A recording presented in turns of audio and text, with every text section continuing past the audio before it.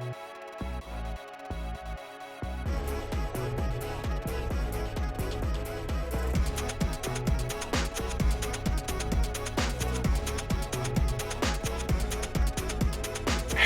hello, hello, and welcome back to another episode of Vox Jed Fight About It. And today is a very, very bizarre episode, as you can tell by the avatars on screen.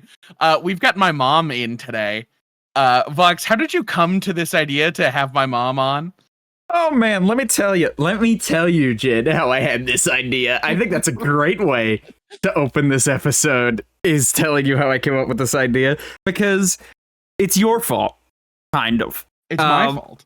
We were coming up with themes for these like 10 themed episodes, and at some point on recording, I don't remember when, and I don't even remember if it's like I don't even remember if it made it to a final episode. So like I don't know if looking for it is worthwhile, but in promo for this, you said that for these like 10 that like in 45 is going to be like a really big guest episode. We're gonna have like an insane guest on, like you wouldn't believe, not like a normal guest. It'll be great.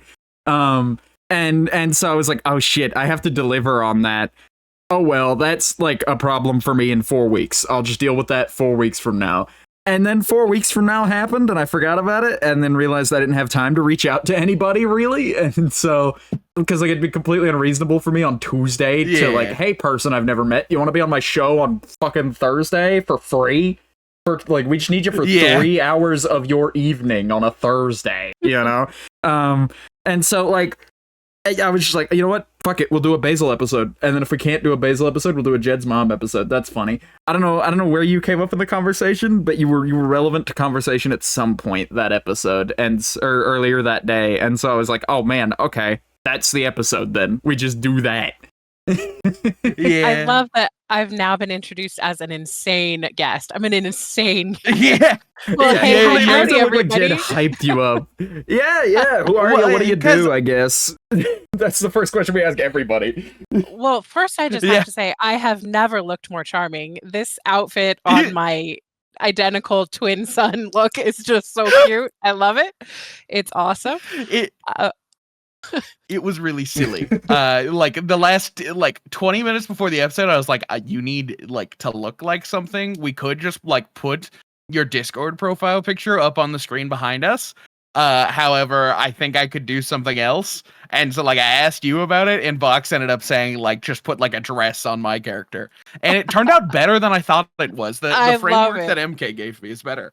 I love it. It's amazing. Yeah. And we would have probably just paid for you to have an avatar had we had more lead time. However, like our artist has already like mentioned in the past that like, hey, maybe putting a like cross-dressing your character is not something I'm entirely comfortable with. So that was such a weird thing. I guess I'll talk about that on the show. I don't mind. MK, the person who does the art for the show and the art for like all of my streams previous to that. And shout out MK. MK's great. But MK was like somebody I'd come to a couple times at that point and was like, oh, hey, by the way, I kind of want a variant done of like my avatar so that I could switch it to like a maid dress as like a funny redeem for the chat, because that was like a big meme at the time. And so I sent that over, and MK, upon like reading the request, was like, hey man, I don't have my boundaries posted anywhere, and like I understand, so it's not a big deal, but just so you know, I don't do this kind of stuff. I'll do it once, but I don't know if I'm comfortable drawing like your character cross-dressing on the regular. Like, I don't know if that's something I'm cool with. And I don't know why they weren't cool with it. I don't know, like, for what reason. I didn't bother asking because I felt like it would be rude to do so. But they did me a favor and did it that once. I would feel bad asking a second time years later because it would seem like I forgot. Yeah. Aww. And I don't want to be mean. I just have my sun hat and sundress, and that's we just have some similarities. I would point out. I would point out the funniest option. Yeah, this is definitely the funniest way to do this. I would point out though that since the avatar is just like hue shifted to blue, it's got a little bit of green in it ever so slightly, and so if you look at it close enough, it looks very Baja Blast. Yeah. I'm okay with that. That's my favorite color, so we're good. It's good. It's great. How do they get the drink to do that?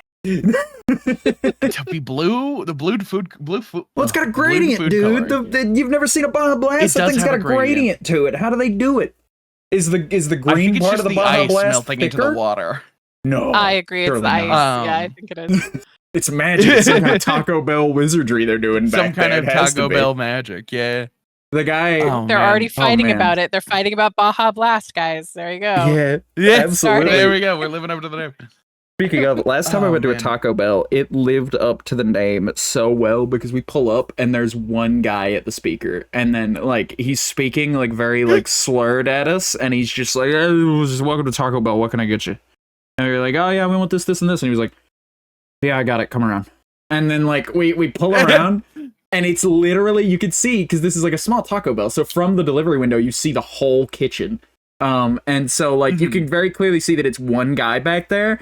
And we sat there for 10 minutes, just like, and weren't even bothered sitting at the second window for 10 minutes. Because we were watching this guy, like, clearly stoned out of his mind, trying desperately to stay awake at like 2 a.m. on his Taco Bell shift. And I felt so bad for him that when we inevitably got cold food that was half the wrong stuff, I just left with it. We just took that. I couldn't ask the guy to fix it. I couldn't. He was going through too much. You ask him to fix it, and then like he's gonna fuck it up again, probably, dude. Yeah, it's a Lucky's Paw situation where I don't want to make another wish, dude. The next one might be worse, and I won't have this. I don't want to do the gamble of like giving this man my food and hoping I get the right stuff the second time. What if I get less? Yeah. Oh that man, but oh man, yeah. Who are you and what do you do? That's usually our first question for our guests. Okay, well, I'm Jed's mom, and I birthed giant children. No, Jed is giant. I don't know if you guys knew that. He's like 6'4", and like his shoulders take up the door frame. Like, I don't know. Are they well versed with their giantness? Okay, so what do I do? Yeah. I am, over the last year or two, I am now a substitute teacher because that's amazing, and children need to be educated.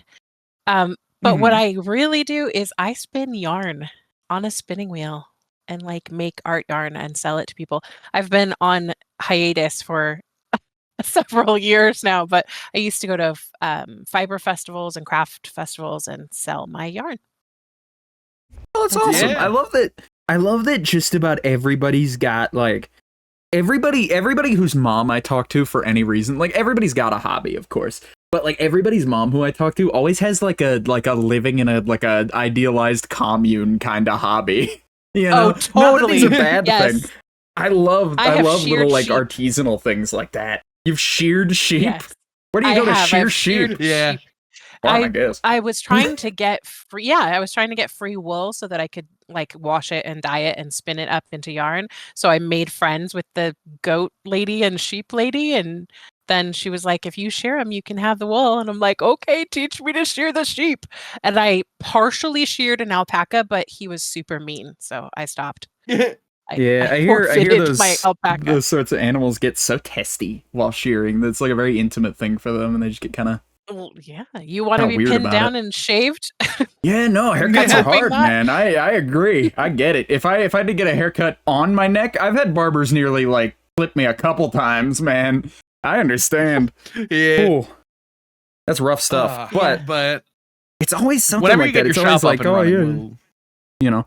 Oh yeah, we should plug that on the show. Absolutely, we could do that. For any of our, that would be a really bizarre overlap of people who are like, yes, they want art yarn, and yes, they watch this show.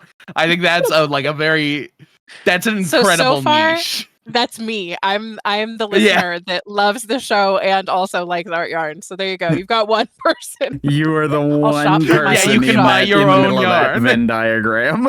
Exactly. So far, but they're growing every day, guys. So who knows? Yeah, we just got to start pandering to the art yarn community. Speaking of, to the I know nothing about this like as a hobby. Do you keep up at all? Is there like a Facebook group for people who like do yarn stuff, or is there like? Lord, yes, and there's a whole Instagram algorithm. Oh God, it's a lot. It's a lot. Yeah. What's the drama in the art yarn community?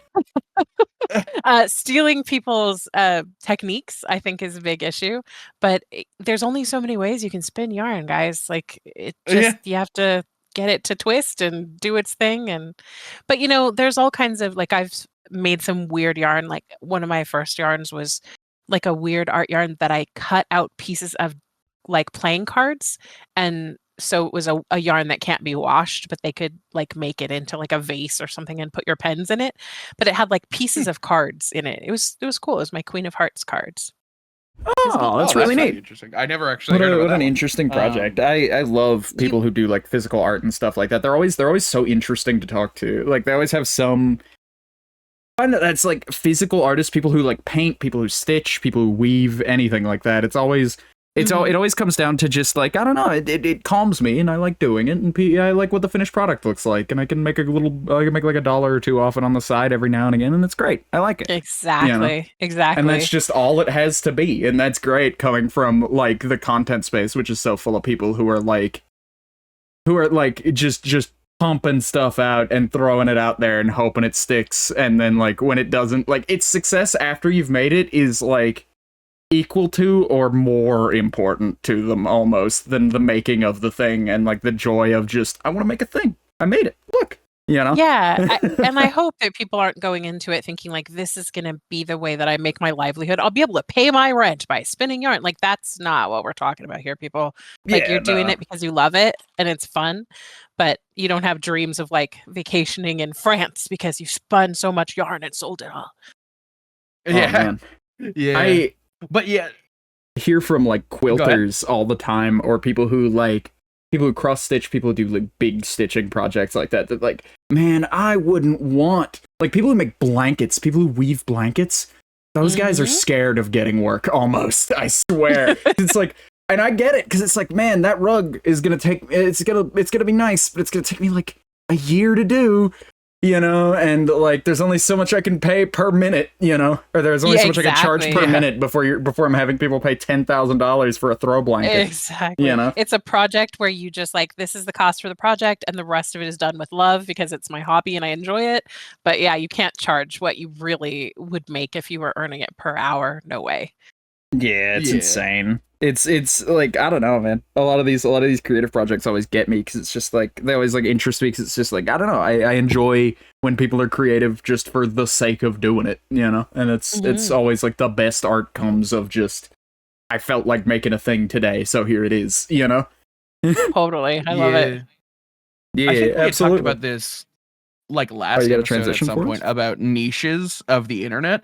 Well, not necessarily a transition. It's on the same topic, but there's like there's a fiber guild out there. Like that's what it's called. Like, there is one in like most cities. There, if you Google it in your city and just Google like the name of your city and then Fiber Guild, it exists. It's amazing, and it's a lot of old women, I have to say. And I am not that old, so I'm like the wee one when I go in there. They're like, "Oh, it's fresh meat. It's new blood. Come and let us befriend you." And then they buy your yarn, and it's awesome. I should go back. Yeah, no, because I remember it's great. It's amazing. I feel like when you get into like a hobby like that, I swear most of my hobbies end up being some like niche garbage that's like way too deep for anybody not on the internet to care about. But getting into like hobbies that require some like physical storefront or like require some level of physicality are great, because it's like you discover like new streets you've never been down in your town, because it's like, what, this is a street full of nothing but like antiquing stores. What is this? How did I not know this was here before? It's like being interested in the thing just like opens up. It's like that Trap Street episode of Doctor Who, but with like craft stores. Yeah. They invited me. The guild invited me to be a demo artist at the Celtic Festival when it was in town, and I dressed up like as Celtic as I could get. It was like a green blouse and a skirt and sandals and stuff, and I went and lugged my spinning wheel out and sat just in the middle of what was, I think it was essentially like a football field where it was being held. Oh wow! And they was like they a had like that piece too. It was totally, and I demoed it, and like kids would come by and be like, "What is she doing?" And then I had a bunch of yarn there to show that like this is the finished product, and then you can make these types of things out of it.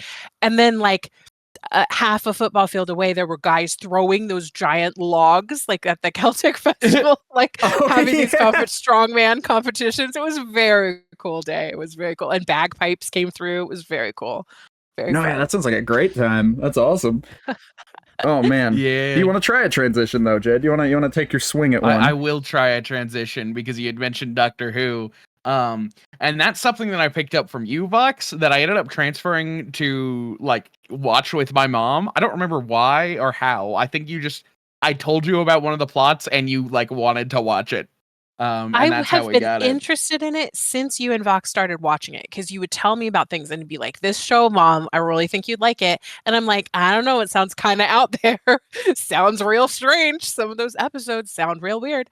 But once I sat down, I think because we started with the Ninth Doctor, of course, and when I first was watching it, I was like, meh, I'm spending bonding time with my child. I will make it through. Because you have to really just jump into that world. Like, what the fuck is a TARDIS? What is happening? Why can he do all of the things he can do? Yeah. He can regenerate and change his whole self. How is this happening? Like, you have to get in there and be like, okay, I'm on this ride. We're doing this. And then by the time the 10th Doctor came around, I was like, okay, I'm sold. I love this show. It's amazing. I'll go with the Daleks. We'll do Cybermen. I'm cool with all of it. I love it all. And I'm thoroughly obsessed now. So yeah. That's amazing. But it is I still love that bonding that time. spreads. Yeah. I love that spreads. I'm glad that I'm glad that Jed has gotten you interested, because that gives us an amazing topic to get into. Because I always have to give people I see where you're at about the first season of just I always have to give people that precursor speech of hey man, I know you said you'd watch this show with me that I really like. I need you to know, as somebody who really likes it, that some words are going to be said and you're not really going to get it. Just sit with it for a season. This is the only show that I really give that pass to very often. And because most shows are oh man, dude, just watch the first 6 seasons and it'll get good. And it's that's really cope. I don't know, man. I don't know about all that. But even the first season is good. It's just so Doctor Who so fast that it's okay, somebody brand new to this world needs a minute. It doesn't give you any of that breathing room, really. Or you need a Jed, because he is the most patient person I've ever met when it comes to let me pause this and ask you this bizarre question about this world. What is happening here? How does this function? And he answers all of my questions completely patiently, because he knows I'm excited to ask the question, please help me understand this world. Or he will search it up and be like, yeah, this is the best way to explain this to you, Mom, because it's a little complex in sci-fi, But that's very cool to have someone that you're wait, what the hell is happening here? What am I watching? It's very fun. Yeah. No, yeah, he's great to have around for that kind of thing. And it's really good to have Jed around for watching media. Jed is he's so funny about very specific stuff. Doctor Who. We'll keep on that, because Doctor Who, the thing about it was we started it, we got to episode, I think it's 8 of season 1, where the Doctor offhandedly mentions that I'm working on getting the sonic screwdriver to resonate concrete. It's not working out right now. Jed held on to that, and then every time the Doctor or a companion or anybody was trapped in a concrete box, Jed would go, "Do you ever figure out that concrete resonating thing?" No? Okay. And it's just that was a throwaway line 6 seasons ago. How are we still there?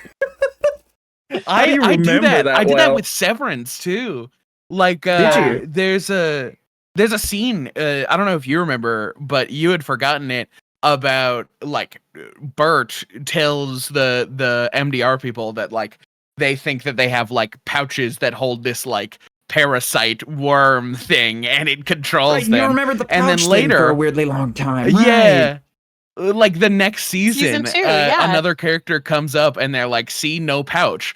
And you and Basil thought they were looking for belly buttons for cloning That's what reasons. I thought. Yes, that they and were I was and in that scene, Helly has her skirt pulled up really high, so you can't even see that she has a belly button. I was they're going to say that Mark is an original and that Helly is a clone because you can't see her belly button. But no, they were looking I thought for that's pouches. where they were going with it, but it was the pouch thing. I mean, it does come in handy. Jed has a pretty solid memory for that kind of thing. It's weird. It's weird. He seems to have a solid memory until you rely on him to remember something. That's like the one time, and it's not even to his own. It's to his like own detriment too, because like he'll like I don't know, man. It's a whole thing. But it's just like it's there until you point it out. It's a very like working with Jed and his ability to do things is funny because he's so Wile E. Coyote about everything, where he'll run right off that cliff and start getting it done perfectly until he looks down. Then we're going down. He'll pick himself back up. He'll be fine, but like we're going down for a minute. I don't know. I get a momentum, and it's like this is fine until I question myself. Because I find the flow. It's adjusted how I pick things up now. I pick things up pretty slow. Like I'm a pretty quick learner, but when it comes to like being able to like do something over and over again, it takes me a minute to get into like a cycle with it. And so like because a lot of the games we play recently are all like very long repetitive cycles of doing stuff, it's very much just like I've noticed that when it comes to that sort of thing, Jed, you'll get good, and you'll be like good at it almost immediately. Like within like the first session of playing it, you'll be pretty damn good at it for somebody who just started playing. And then you'll have some logistics question about how, like, the fundamentals of how it works, and then get really into the weeds of it, and get really, really bad at it. That Wile E. Coyote effect I was talking about, where you'll think about it and go, holy shit, I'm doing it. Holy shit, how am I doing it? And then down you go. Overthinking, yep. Well, and then you'll build yourself back up. Then you build yourself back up and you get good at it again, where you fully understand what you're doing and you're doing it at the same level. But I've found that gap time is where you have a lot of slack to be picked up. And so usually what I'll do is during that time, I'll just pick up your slack and learn things during that slack time. And then like we'll both be good at it by the time you come out of that. And it's great. That's teamwork. I like it. Yeah. Although the one issue is that I end up just like doing everything when we first get into something, so it's like Vox doesn't have an opportunity to learn it because I'm just trying to like throw myself through it. And so and that's fine. I don't mind doing that, but it's just like the eventuality is I'm gonna have to like everybody on like say for like Sea of Thieves or something, like everybody on this ship is going to have to raise and lower anchor at some point. We need to make sure that's a skill that everybody has. It's not a particularly hard skill, but being asked to like raise anchor is a pretty easy one, but like being asked to like steer the ship real quick when you've never done it before is a really big like, whoa, hold on a minute. No, hold on. What? I'm not doing that. I can't do that. I'm not the guy who does that. As long as they don't ask you to dock the ship without any practice, because that shit is hard. That's timing it and oh geez. Yeah, because it was really funny when we first started getting into it. Because nobody else had played it before, and so I was just kind of manning, like I was just letting them play the parts of the game that they wanted to play while I like steered the ship to take it places. One man managing a galleon is such a hard thing to do. Oh god, you didn't even have them raise and lower sails for you? I tried sometimes, but sometimes they would just be off doing something, and I was like, that's no biggie. I'll take care of it. Oh jeez, you're running back up and down the stairs to take all the sails off. Yeah, that's wild. We got it now, though. It took us a while, but I think we're all to a point with Sea of Thieves where, like, and there come games like Sea of Thieves where I don't get that like drop time because Jed's already like past it and good at it. And for those games, I do what I did in Sea of Thieves, where I start playing it single player until I'm competent. Like I do like the tutorial missions, and then I'm caught up. I'm good. I can do it. That's yeah. So you're not going to be useless when you get in game and be like, yeah, I have to learn all of this while we're being attacked. Yeah, it could just be slightly useless. I don't know. I have a real bad habit of just in the middle of a long mission going like, man, we're still like 2 islands out from like having this vault done. We're going to be here another 30 minutes. There's no treasure. What if I just sink the ship right now while nobody's looking? And then when they get back, there just will be no ship. Oh my god. What's the stage hazard? I do garbage I'll be like consistently in Sea of Thieves. Like Jed will say raise sails, I'll raise them all the way up until Jed's not looking anymore, then shoop right back down for a second. Oh my god. Just as a gag. Yeah. Sabotage. But like for me, I have to like manage everything. Yeah. But Sea of Thieves is a lot of fun. What I can't even remember what even got you into Sea of Thieves, Mom, but that was the first game that you actually played that wasn't like Animal Crossing that I was really shocked that you enjoyed. Yes. Yes, Animal Crossing. Well, no, actually, I don't think it was Sea of Thieves. I think it was Red Dead Redemption that got me into video Oh, games, like right, yeah. hardcore video games. And it was Oh, actually hell like on yeah. the PlayStation or something. I love that game because the nature is like so beautiful. I was like, yeah, you have to kill people. Yeah, you have to shoot them in the head to progress with the game. Yeah, you have to steal things, but look at the birds you can go pick flowers and herbs, and it's so cool. Like, I just think it's so beautiful. And like, my dad was a cowboy raised in Kansas, so it was very Mhm. cowboy themed. I was super sold with that one. And then I think it was your uncle that Bub was playing Sea of Thieves, and he was like, I think you'd really like it. And James and I played many years ago when it was like, I don't know, how early on was that? Like, that you guys played together? 2018? Jeez, It was yeah. when it first came out. He like pre-ordered it for like me and my sister and everybody. He really liked Sea of Thieves. He was all in on Yeah. Sea of Thieves when it came out.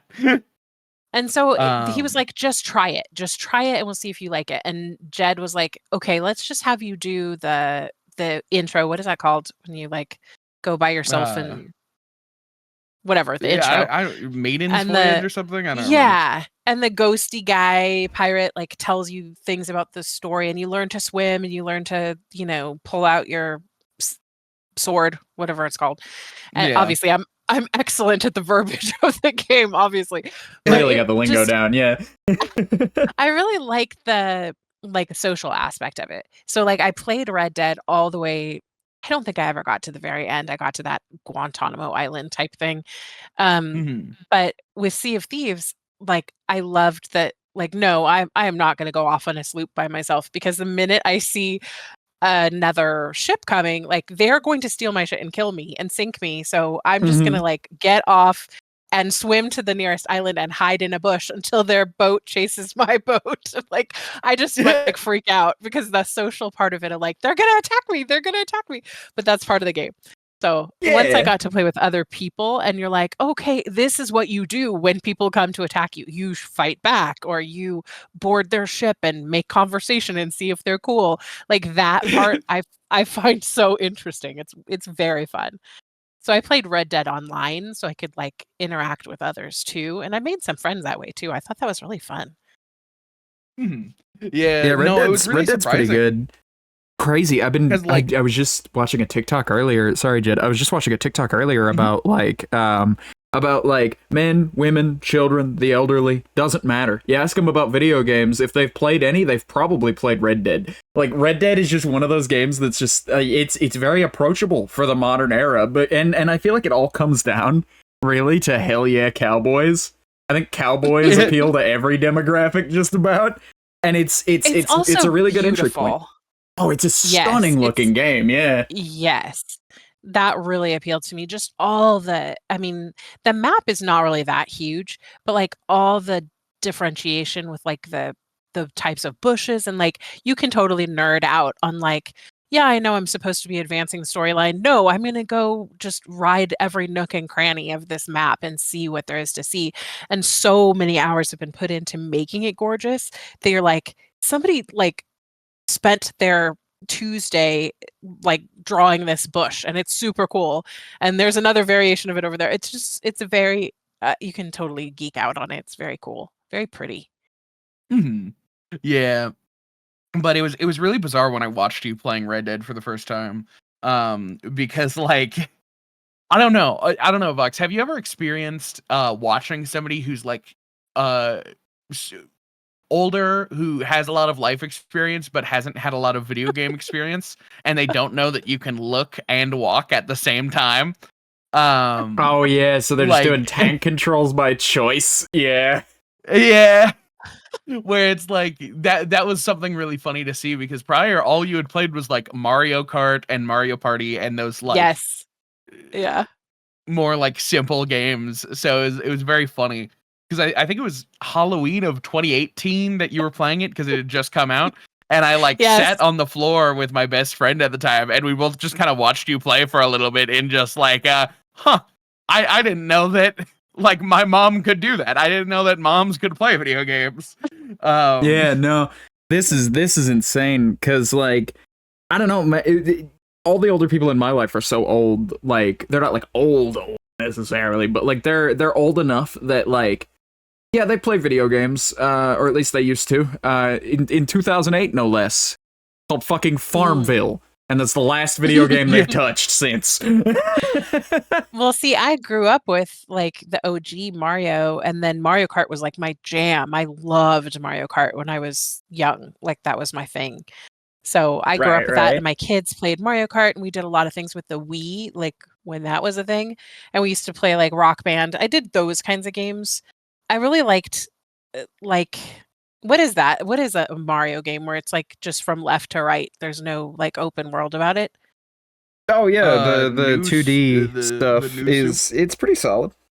I like the 2D stuff. I mean, I just even don't when they like got it to the when they point where they were force just level you. packs, you know. Yeah, I just don't like those games where it's like the time is running out, the screen is moving, you have to move with it and be prepared. Like I want to be able to take a second and think about the best way to do the levels. So that is another thing that really appeals to me about like Sea of Thieves is you essentially don't have time limits. I mean, vaults you do obviously, but like but like that's things. not a very strict one, you know, and it's not like terribly intrusive on the mission. Yeah, exactly. Yeah. Well, I mean, they will close the door and you're out all your gold if you don't get it out quick enough. But oh no, yeah, but it's just like 10 minutes at the end of hurry the hell up, and then like however long beforehand of like we're just gonna leisurely sail to these islands, grab some pieces, get our way over there. Totally. God, that makes me want to play Sea of Thieves. I love games like that. I love like more open games like that are like, yeah, here's the mechanics, here's what you can do, here's a world to do it in. Take it at pace. There's story for you, but just take it however you want it, you know? Yeah. And that kind of thing, I love that level of control. I love that we're at that point with games where they can be just open enough that it's like, man, I'm not asking for like a million streets to run down. The map can be small. I just want to be able to handle it as I go, you know? And it's great. Yeah, it's a good time. I also love that you can like, today I'm just going to go fishing. I'm literally going to fish for 2 hours today playing this game. And you can go to different places and fill up your, I am trying to find this one specific fish. So I'm going to fish in this one pond where it spawns like day and night for forever till I find this one rare fish. And then you don't find it. But, hey, it's worth a shot. But hey, you had fun fishing. Exactly. Yeah, you fished. You got the experience. Exactly. Yeah. And then you can go sell your fish, you cook them all, sell them all, and then you're good. You made money. Yeah. But then it becomes like tomorrow isn't, man, I don't want to log into Sea of Thieves and grind out fish. And it's just like, that's okay. Log into Sea of Thieves and do a vault. Or like take on like a skeleton fort or something. Hit anything. There's like 6 missions. Or do a tall tale. Yeah. There's just like a ridiculous amount of variety in Sea of Thieves. It's such like a nice game to sit down with and just like, all right, what are we doing tonight with a few friends, you know? I love that. That's fun. Such a good time. But enough about video games. We have like a special Jed's mom episode where we would have like very specific questions we could never talk about otherwise. Okay. All right. I have a request of you. All right, me. Oh Lord. Sorry, I had to bring out like the old man wizard I keep in the background to like stop you. Right, yeah. I saw this transition coming. The question remains, while we're like leaving video games, before we get fully like beyond talking video games here, I wanted to cover, has Jed sat you down and made you play through Portal 2 yet? Is that a thing that's happened? Oh Lord. Okay, so I watched so many hours of Portal and Portal 2 being played in my kitchen when we used to live in our old house that I know the taglines and the catchphrases of the characters in Portal. I don't know that I can play it. I don't know. It's like so nostalgic of my kid's childhood to me. I love it. But no, I have never played even a moment of it.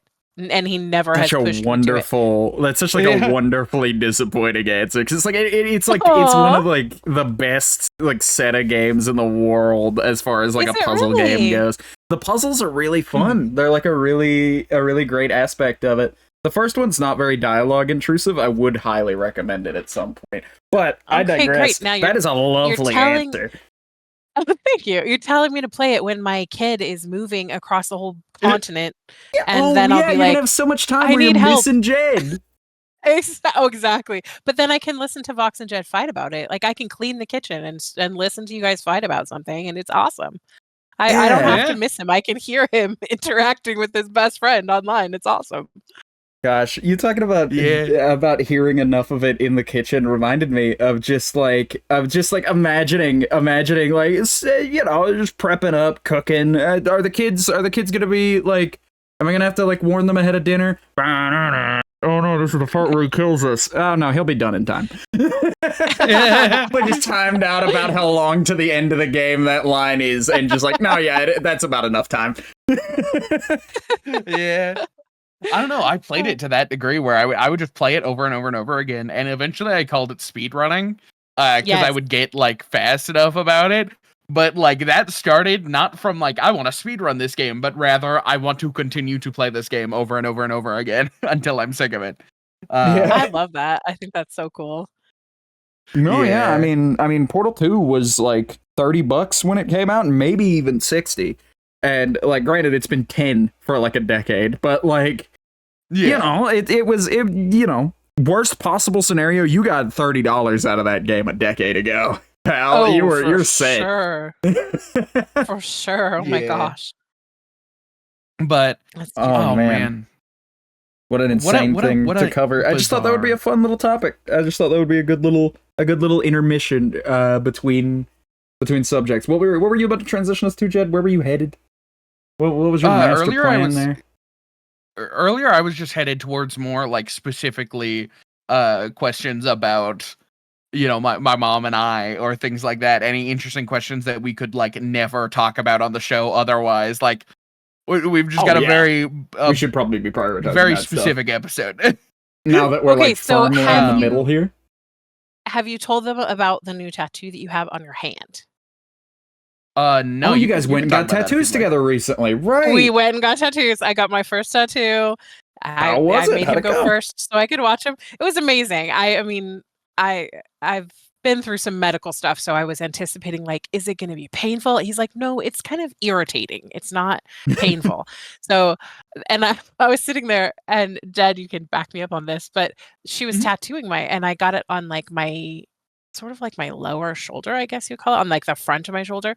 And she was like doing the thing. I just got a heart on there, and she's tattooing me, and she's like, so you're doing really well. I'm like, okay. And she's like, people usually have reactions and you have no reaction. I'm like, what kind of reaction? Like, you are sitting here saying, please stab me repeatedly with a tiny needle. Like, what kind of reaction is someone going to have? She's like, well, sometimes people like their eyes get really wide, or they'll like grimace a little bit, or just like breathe weird. I was like, no, I came here so you would stab me with needles. I'm fine. Just go ahead. Stab me with all the needles. It's cool.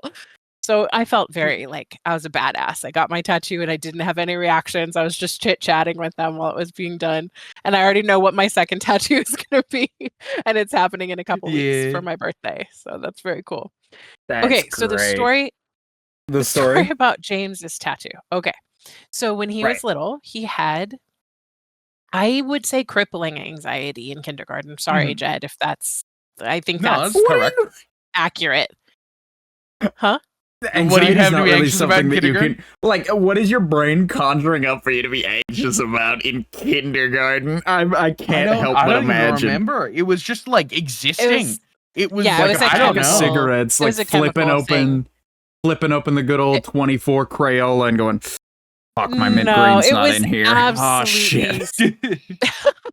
No, it was definitely some brain chemistry happening there. He was not voluntary. It wasn't something he was making up. Like I'm one of those. I was one of those moms that was like, I'm going to be as cheery and sweet and supportive as I can be. So I like dreamt up all these things to be like, school is amazing. I went and volunteered. I would read to his class. I would come and do crafts with them. Like, I was that mom that was like, my kid is having an issue with this. I'm going to get involved and try and make it an easier transition or something. I read all the books and did all the things. So one of the books that I read to him was this super cute book called The Kissing Hand. And it's these two raccoons. I don't know if I'm losing your whole audience going like, what is this lady talking about? But it's this really cute absolutely. book Go ahead. a mama raccoon and her little baby raccoon. And it's like, my love is with you even when I'm not. So every day, the mama raccoon kisses the hand of her baby or the paw of her baby raccoon and says, my love is inside here. Like, hold your hand, close your hand around my kiss. And I'm with you, even though you're adventuring off into land without me. So every day I drew a little heart in Sharpie on my kid's skin on the back of his hand. So Jed would go to school every day with this little black heart drawn on the back of his hand. And now he was getting ready to move across the country and he's like, I think I'm going to get that tattooed. And I was like, oh, he's getting my heart tattooed on his hand. It's adorable. And it makes me very happy. He's adorable, and a lesser man would give Jed shit and embarrass him about it.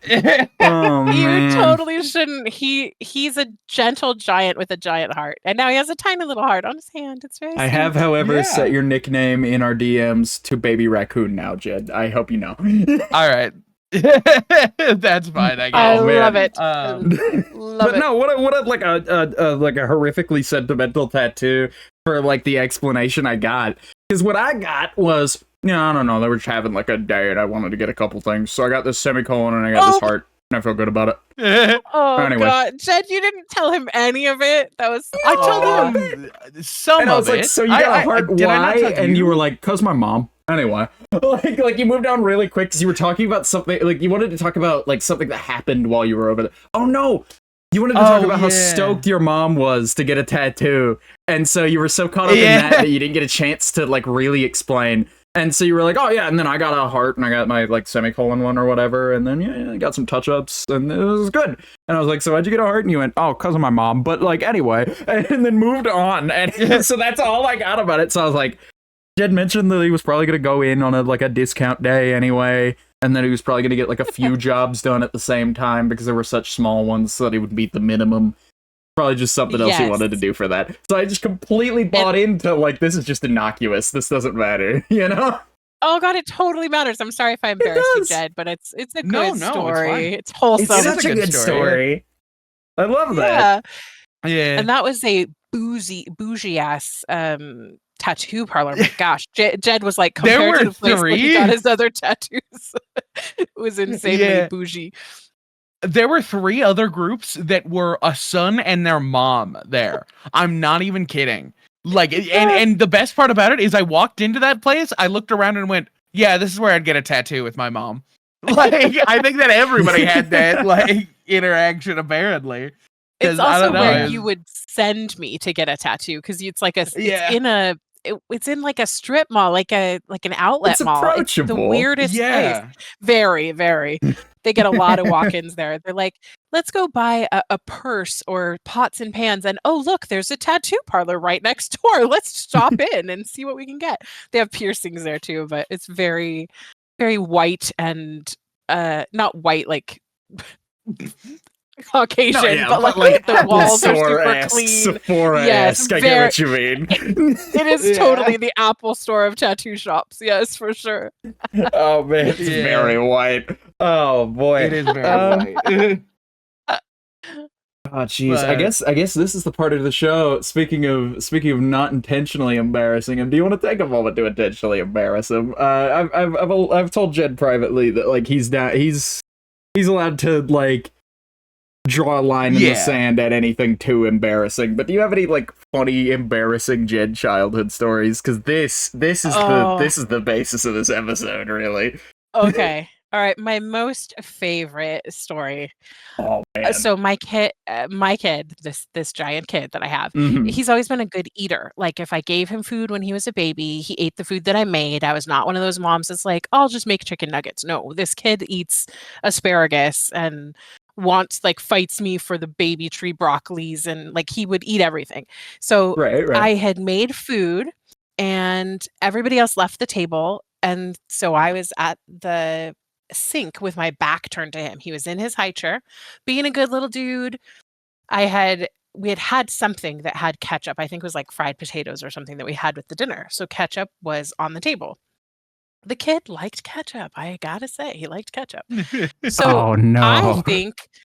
I think I'm washing dishes, and my kid is happily like do sitting in his high chair, just chilling and digesting the food that I just fed him. But he was real quiet. So usually that was not the case. Eventually I turned around and my kid had sprung free of his high chair, standing on the kitchen table with one hand up in the air, holding onto the chandelier for balance, and the other hand tipping his head back, squeezing the ketchup into his mouth. In his diaper. It was absolutely hysterically funny. And he looked at me like he was proud of himself. Like, look what I'm doing. I'm standing on the kitchen table. Man. Oh, you will have me back for this, Jed. I'm sure of it. Yeah, at some point in time. I'm gonna get this back somewhere. I don't know if it'll be on like the Basil episode, if that ever happens, or what. But you're gonna get me back for this. I'm sure of it. There was another one. I think it might have been in the same house when I you had. Have one. I've got one to prompt my mom. Okay, do you remember that time that I broke into your makeup bathroom? Oh my god. Okay, yes, but that story goes further. Okay, so you were older in that one. I just want to tag onto the ketchup story. I think maybe that's why red is your favorite color. You were so obsessed with ketchup when you were little. Yeah. Like red is my I thing. really like ketchup. That's what I got into it. Yeah. Fair enough. Okay. That's a good theory. Special that was interest another one ketchup. of those days. Not anymore. He's not that into ketchup. But that was one of those days where you as a mom, you're like, it's too quiet in this house. Where's my child? What is happening? So James was super sweet. Sorry, Jed, was super sweet and fine. like a nice kid. So like he's a giant like space taking person now as a man. But when he was little, he was just very quiet and like good. He was a good little dude. He had a lot of anxiety, which made it hard, but like he was a nice person, which was very refreshing because I had challenges with his sister when she was young, but he was like a good kid. So he was being too quiet and I went to find him. He was in my master bathroom. I opened the door and it was like one of those things that you'd see on TikTok now, where like my child now has pink, sparkly, like glittery blush, like war paint on his face, everywhere on his eyelids, streaked out his cheeks on the middle of his chin. And he looked so proud of himself. And the makeup was like crumbled and just everywhere. It was rubbed into the rug. It was everywhere, like the bathroom rug and everything. But then I looked beyond him and there was a pair of scissors. And usually you'd be like, did this kid cut his hair? No, he cut my drying art yarn that was hanging on the towel bar to dry. He had cut it into pieces like he was cutting hair and ruined 3 skeins of yarn that I had worked many hours on. It was hysterically funny and not funny at the time, but also very funny. So I, of course, took his picture because that's what a good mom does. Of course. Like, here's my child. Now come stand by the cut yarn, sweetie. I need to take your picture to remember this forever. But eventually I cut the rest of that yarn into tiny little shreds and I called it Yarn Slayer because he was my little yarn slayer. So I like cut that yarn into shreds and spun it into another yarn so that at least I had a story. People bought it and they liked it. It was good. I didn't know people bought it. I think I just fucked over I thought I just fucked over that skein of yarn forever. Oh, you did. It was multiple skeins of yarn. Yeah. But you were so cute. Oh man, what a just like a fundamentals, like all the like number one moments you seem to have had as a child, Jed. Like these are exactly what I was looking for. I couldn't have thought of a better like embarrassing story if you gave me time to make one up. Oh man. Yeah, I think starting it with the you were in the diaper standing on the table holding onto the chandelier, that's hard to beat. I think that's tough to beat. I think so, yeah. Hey, Miley Cyrus did it, all right? Everybody gets one. That's what we've settled on. This is a few years before. Oh, yeah, Jen did it first. Yeah, it's crazy. Setting precedents, man. Trendsetter. So another thing about Jed is he Okay, Vox, you've been his bestie for like what, 4 or 5 years? 4 years? 5 Something like years? that. Four is closer, I think, but 5 isn't a stretch. We're at 4.5 now. I have heard him like riotously guffawing laugh more since he's been in a friend group with you specifically than he did his entire childhood. He was my little stoic, like, dude, I'm like standing on my head for you. Could you just laugh? I'm your mom. I'm so funny. I'm cute. And yay, I'm doing this to make it like a happy life for you. I'd be like, pretend you're going to Disneyland. But this is the kid you'd take to Disneyland. And he'd be like, oh, yeah, cool. Good. Oh, yeah, I'm going to Disneyland. Nice. Like, dude, you're 6. Can you be excited? I am excited, Mom. I'm excited.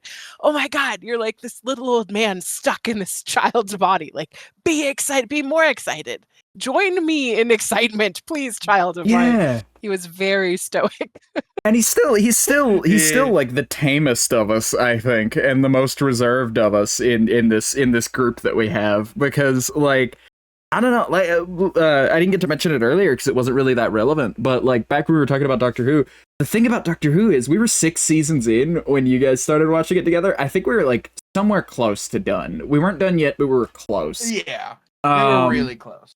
And we were only like a few seasons off from being done, so we would have been done in like a week or two. But I remember Jed mentioning like, "Oh yeah, I'm showing my mom Doctor Who. We've been watching that together recently, just because I wanted to like, you know, share that forward." And that was my first real indicator beyond like, yeah, man, it's pretty good, that I had gotten that Jed enjoyed the show at all.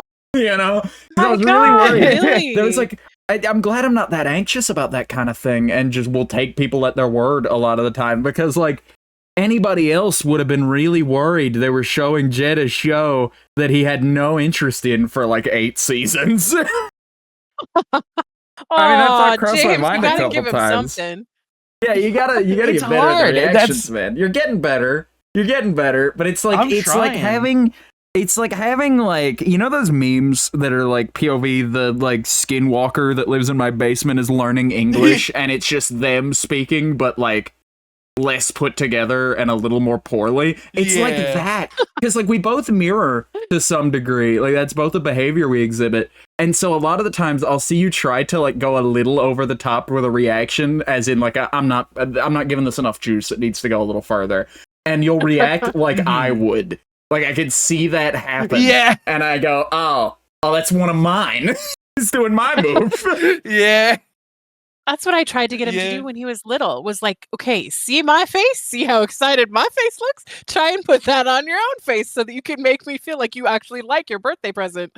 Or like Christmas morning was like excruciating, because like I did all of this effort. I got up in the middle of the night to sorry kids, there is no Santa, but like to get up and put things in a stocking for them. This is not a children's show. Vox and Jed fight about it. It's not a children's show. Spoiler alert. Nobody watching this is finding out that Santa's not real for the first time here. Don't worry. Except me. But, you know, that ship's already sailed. Yeah, so.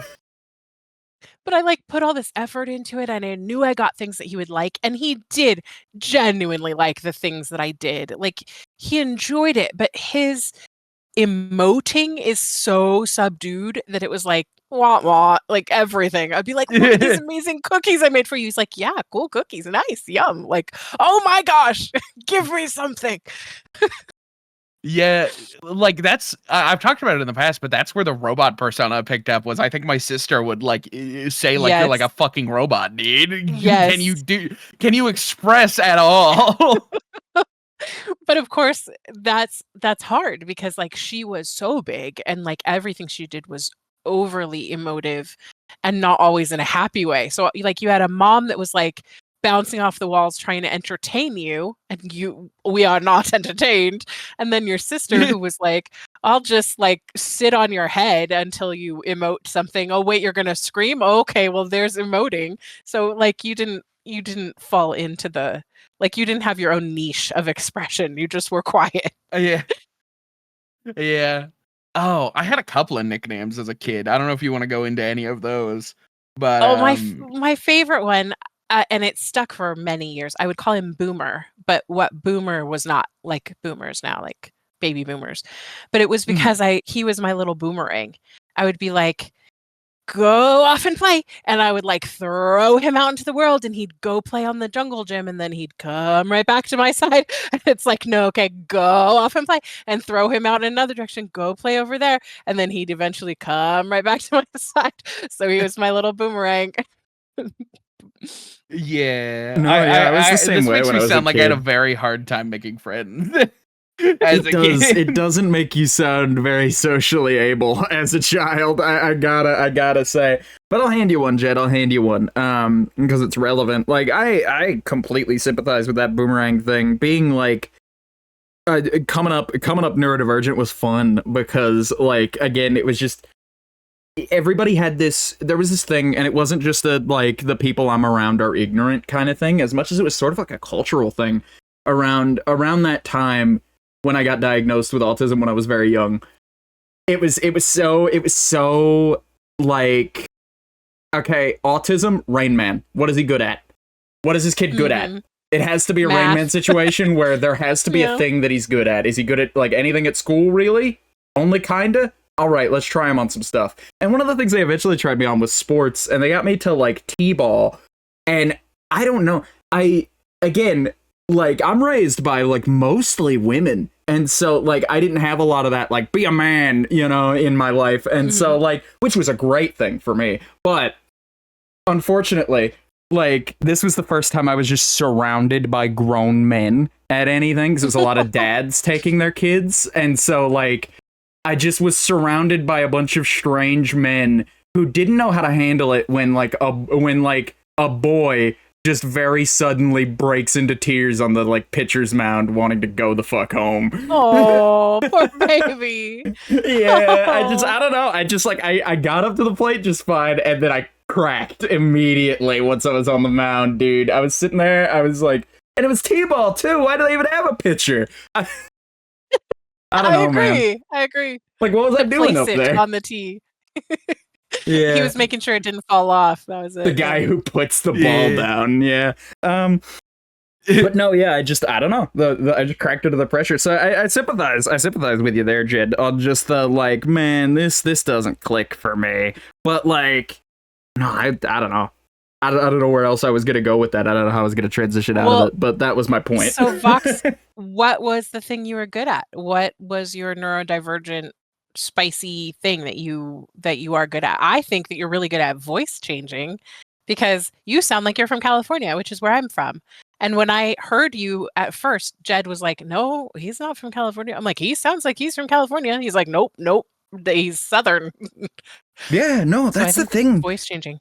Nobody can pick me out. That's one skill set that I have and that I'm very proud of, is that like I picked up a lot of radio stuff when I was a kid, and like through like my high school years I did a lot of radio training, and then like alongside a lot of like in front of camera training. And then radio was at the place that radio was in the 2010s, and we knew where it was going to be in the future very soon, and so I kind of pivoted away from that. But with that came a lot of tips and tricks and like vocal training stuff that I picked up. And it just made me a better speaker, and I'm very proud of where my speaking voice is at, because I used to have a really bad accent, and I used to stutter too. And so like, really? Yeah, no. And so like, it was just unintelligible. And now I'm at a point where like, honestly, I find myself slipping like accent back into it now. I feel like I'm like comfortable enough in my own voice where I can like sort of slip a little of that in there for my own like flavor. You know? I hear it sometimes. It's good. Really? It's a good mix I got, I think. But yeah, no, as far as like what my actual skill set is, still working on it. Yeah. I'll find it. My first iteration when I originally graduated from high school and then moved on to college, I was a vocal music major. So I had grown up like being like a minor bird. Like if a song came on the radio, I was going to try and not only learn the lyrics and sing it, but try to sing it like the singer did, or at least in my octave if it was a guy singing, whatever. But like I tried really hard to change my intonation and change my mouth shape and all of that to try and really mimic what I could hear. So I think I think of that with you. I feel like you are a little bit of a minor bird too. I haven't heard you do all of that, but I do that exactly. Anytime I'm listening to music, I genuinely do that as well. I'll mimic. And a lot of the times I'll hear an interesting voice, maybe not even like a celebrity or anything, but just somebody I passed on the street who had sort of like an interesting intonation. And I'll sit like a psycho. I'm glad nobody's around to hear it. I'll sit when I'm home alone and just like workshop, like, okay, can I do that? Is that like a tone I can create? Yeah. You know? That's Exactly. cool. Yeah. This is And you something that never like know- all yeah. three of us have. And you never know where that Well, line you is. grew up with it. You get a good feel for it, but I have a hard time telling. Like, it's there are some times where I surprise myself where I'm like, man, I can do that. I didn't know I could do that. Or like, no, I can't do that. And I didn't like, I thought I might be able to, you know, and it's such a weird nebulous thing. The vocal cords, you know, it's odd. Anyway. I agree. I think vocal cords are very cool. Yeah. Very easily As a manipulated. podcast host, glad I have them. Yeah. I don't think I'd be able to do much No, without them. It was something interesting because I talked with you about this, Mom, of course, about how like I also do that thing where it's like if I hear somebody's voice, I can almost imagine what the shape of their mouth is like and replicate it to some degree just by ear. And I had brought that up to Vox, and he was like, "Oh yeah, I do that too." And it was surprising because I never heard anybody else other than you talk about that as well. So it's interesting that that's something that Vox also has, and it makes a lot of sense. And how much air you need to put into something to make it sound a certain way, or like to tighten it up to make it sound a certain way. And it's very cool. That's something I've been working on covering instrument recently. we carry around. Yeah, it's just built right in there. That's something I've been learning recently is breath control. I've been getting into a lot of the like Kendrick Lamar stuff, and I had heard him say in like an interview somewhat recently, I had heard him say something about how he runs like 6 miles a day so that when he's in concert, he doesn't run out of breath and he can get through the whole song in one take. Wow. And it's like, that's great. And so like lately I've been a lot more breathy on this show. I've been a lot more like taking a breather every now and again and like a lot more marathon with it, weirdly enough, because I feel like that was a weak point that I didn't know I had before I heard somebody say like, yeah, no, you run out of breath at some point. And if you're trying to make a point any longer than that, you're going to have to squeeze a pause in where you might not want one. So just being able to hold your breath for like 6 minutes is good. So I'm working on that slowly but surely. That's a tall order. Wow. Yeah. Just get gills. Yeah. Then the water can go straight in there. Hydration, breathing, Can you all talk of it. with? One go. But I don't know if you could talk if you had gills instead of lungs. I think that's pretty necessary to how vocal cords work. We'll just have both. The guy from The Boys did it, shape and of that's like a water. documentary. The Boys, the documentary. You didn't see that one? Oh, Yeah. The Boys. Yes, I have Oh, seen The Shape of almost Water all is of a The way Boys. better point of comparison. 'Cause that's like the whole Thank you. point. A little more highbrow with it instead of The Yeah. Boys, the deep. Yeah. Oh Yeah. man. What a show. Oh God, What when I first started watching The Boys, I was like, this is entirely too gory. I cannot make it through this. I cannot.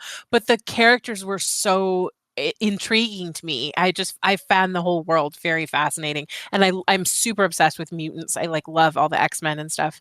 When all those movies had come out, I've watched them multiple times. So I was like, it's like X-Men, but like super gory, and they're vicious with each other. So yeah, and it's a little soapy, a little soap opera-y with the way they interact and like backstab each other. I don't know, I think it's such a good show. Yeah, no, there's a lot of good Worth dramatic the gore. in that show. A lot of good character work, and a hell of a cast doing it too. I gotta say. Oh yeah, but yeah. just spectacular what they're doing over there. Unfortunately, I haven't caught up. I finished like I did the first 2 seasons when season 2 dropped, and then season 3 came out a year later, and I watched that, and I got really confused at some point in the middle about what was going on there, and then I just didn't finish it. I haven't come back. I will, but I haven't made it back over there yet. Yeah, But that's another it is one a on our pretty good list show. of like 10 million things. Yeah, very, but- very. It is a lengthy good show, list. but they love to shock people with some of that gore is so gratuitous that it's like, was that entirely necessary, guys? But you know, they just push it further and further. The shock value. And I find that to be some of the Yeah. fun of it, honestly, for me at least, is just like, okay, last season they put a boat through a whale. What are they going to do this time? How can they get more guts on screen than that? You know? They're gonna. Oh, you haven't seen it. I won't spoil it for you. They did something even grosser in the more recent season. Oh, I bet they have. Yeah. Those guys are wizards at that sort of thing. I find Invincible, for me at least, is a good, like, middle ground where it's, like, so very, like, rooted in the vibe of superhero media, but it like has those gory elements, and so it rides that line a little better, I find. As just I haven't like seen that one. That one's animated. Yeah, it's from Robert Kirkman, the Walking Dead guy. So like it's pretty good. Wow. It's a solid adaptation. I don't know. It I find that like The Boys is like a really good show, but like it's not one that like I feel like the average person, like the average adult, is gonna have much like respect for, you know, as like a piece of art. Where it's like, you know, animation gets that bad rap, but I feel like Invincible as a show does a lot more to clean itself up, you know, when the gore stuff is over, and keep the gore stuff as just like a, oh, holy shit, that was a really good moment. Moving on, you know, and so it's always important, and it never feels like it's far too much. I mean, sometimes it is way too much, but you know, I feel like the show cleans up better than The Boys a little bit. Like if I had to show my grandma one of these two shows, it's not gonna be The Boys. Oh man. Ooh. But you know, you mentioned Walking Dead, and I feel bad for Jed. He tried so hard for years to get me to watch Walking Dead. But like, you know, those questions of like, what do you fear the most?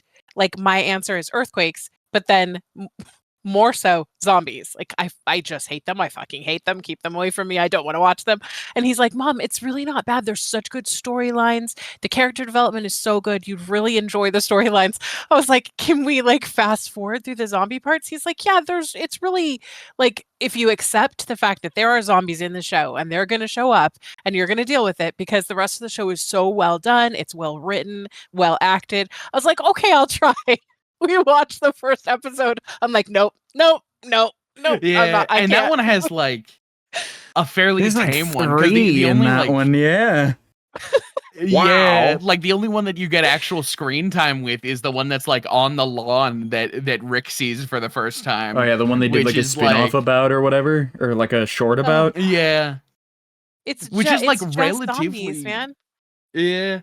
It's just like it's a very big like anti-zombie thing, which is funny because I remember you having that issue with Game of Thrones with their like zombie-esque characters. Yeah, and the like Night the fact that you Walkers. were that you were already interested in it made it a very big issue for you because you were like, I don't want to stop watching it, but it's interesting because there are some shows that I'll tolerate it. Like there's that movie. Did you see that movie Vox years ago? It was like the 2010s, I think, that was essentially like a teen romance, sort of a Romeo and Juliet storyline, but it was a teen zombie that like rehumanizes himself. It's called Warm Bodies. Did you ever see that? I have heard about it. I heard about it when it released, and I heard that it was like it was just as weird as expected, but I didn't get a chance to watch it. I loved it. I loved it. It was so great because they like made them like you empathized with the zombies for like their daily life and how boring it is, and they just shuffle around the inside of this airport all day and like grunt at each other to say like, hey, what's up? Like it was very humanizing for the zombies. And then there are the like more advanced, more decomposed versions that are like scary and trying to eat you. That is like the less humanized version of them, that they run the risk of turning into that if they lose the rest of their humanity. But I just got into that story, so I was hoping that that Walking Dead would be like that. But no, I don't know. It's too much for me. I don't like those zombies. Yeah, it's understandable. Yeah. Speaking of zombie media, before we stray too far, I just wanted to say that like, man, I hear so much good stuff about the George Romero like Living Dead movies, and they're classics. I'm sure they're great. I can't fucking watch them. I can't watch those movies. One time when I was very young, I got that clip. I believe it's from it's Dawn of the Living Dead. I can't remember which one it is, but they get this military guy on the ground, and he's like screaming, and they're ripping him to pieces, and he's screeching, and there's a point where they get him by the throat and like yank his larynx out, and for that part the scream just comes up as though you like grabbed a hold of like a physical audio cassette and started ripping the tape, like how it like pitches up for those. They did it like that, and that was such like a visceral image of the voice just getting like really high pitched and then snap and then stop. That it was just like, that's freaky enough that I never want to dip my toes in those movies, man. It's a real visceral image that makes. Ooh. And you were young, so that really stuck with you too. Yeah, so that's like, that's burned in there. That's a back of the eyeballs kind of thing for sure. Ooh. When Jed was young, he wasn't allowed to watch any of that stuff. His dad was like really like religious when he was young, and he was like, you can't even watch Cinderella because it's about magic and that's not good. So that like he got into that stuff because he was like 5 when we got divorced, so then he got to have like fun magic stuff, not zombies and throat ripping stuff, but of course he was protected from that at young ages. Yeah, no, I fear that I'm, and it sounds edgy when I say it, because it's like a lot of people have adopted this as like a brag, but no, this is not a brag. I am a child of the internet, like 100%. Like, I was not raised, I was handed a desktop computer and a chair for like an hour a day, every day up until I was 8, and then beyond that point, free reign. So I've seen some stuff, I've wandered the halls, and so like, I didn't even consider that Jed has like a religious background, sort of, and so by that metric, that like, because we run into a hole every now and again, like I'll go like, oh yeah, like dude, this shit is like Mr. Meaty from fucking Nickelodeon. Remember that shit from when we were kids? No, I actually no, you don't. God damn, why not? And like that clears that gap so well for me. That makes a lot of misunderstandings make a lot of sense. Yeah. Well, talk about Phineas and Ferb. You watched enough of that when he was young. I watched. Phineas and Ferb is top tier. That's primo children's entertainment right there. Perry the Platypus. I find those episodes are just like it's so fun. I found that like the adults in my life would watch that with me almost in the background. It's so like formulaic and it plays with its formula so well that it's like, yeah, great. Of course, another episode of the kids show. Wait, hold on. They also know this is another fucking episode of this show. You know? It's well written. Yeah. I like it. They make it really interesting. They're bringing it back, weirdly enough. And I'm excited to, like, you know, I'm excited to have, like, another, like, staple of, like, something that I know will be good out there for the kids. Because, like, man, is it, like, a weird landscape for children's media right now. They're bringing Phineas and Ferb back? Yeah, they've been working on that for like they've been teasing it a couple of years, but now they're finally in like full swing production with it. Where like I had no idea. Yeah, Dan Povenmire, the co-creator of the show, has like a TikTok where he like kind of just posts whatever, but like every now and again he'll post like I just saw like another episode of the new season. It looked pretty good. We're gonna be wrapping on it pretty soon and moving on to like finishing up the rest of them.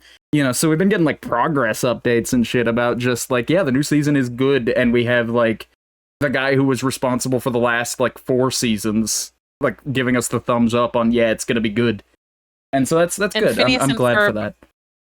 And they're miraculously still children in this new iteration?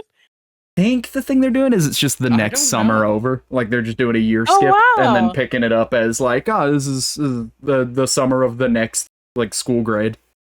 That's and so that'll so be fun. Yeah. I don't know. I'm trying to think about other things that were really prevalent in my childhood. I don't know. I watched a lot of just like random shows to put on before I went to school to like kind of distract it. So there's like a lot of SpongeBob and a lot of Phineas and Ferb. And a lot of rewatching. He was allowed to things. watch one show, like get dressed, brush your teeth. Made your lunch, whatever. But yeah, you sit here and you watch a show to like defrag your brain from like, I have to go to school, because the anxiety would build before it was even time to leave. It was like, no, just distract yourself with your friends, Phineas and Ferb or SpongeBob. Like I tried, man. It was not one of those like, this child is being babysat by the TV. It was like, this TV is helping distract my kid from his keep him occupied, crippling anxiety. Totally. Keep his mind occupied at the very least. Yes. You know? Yes.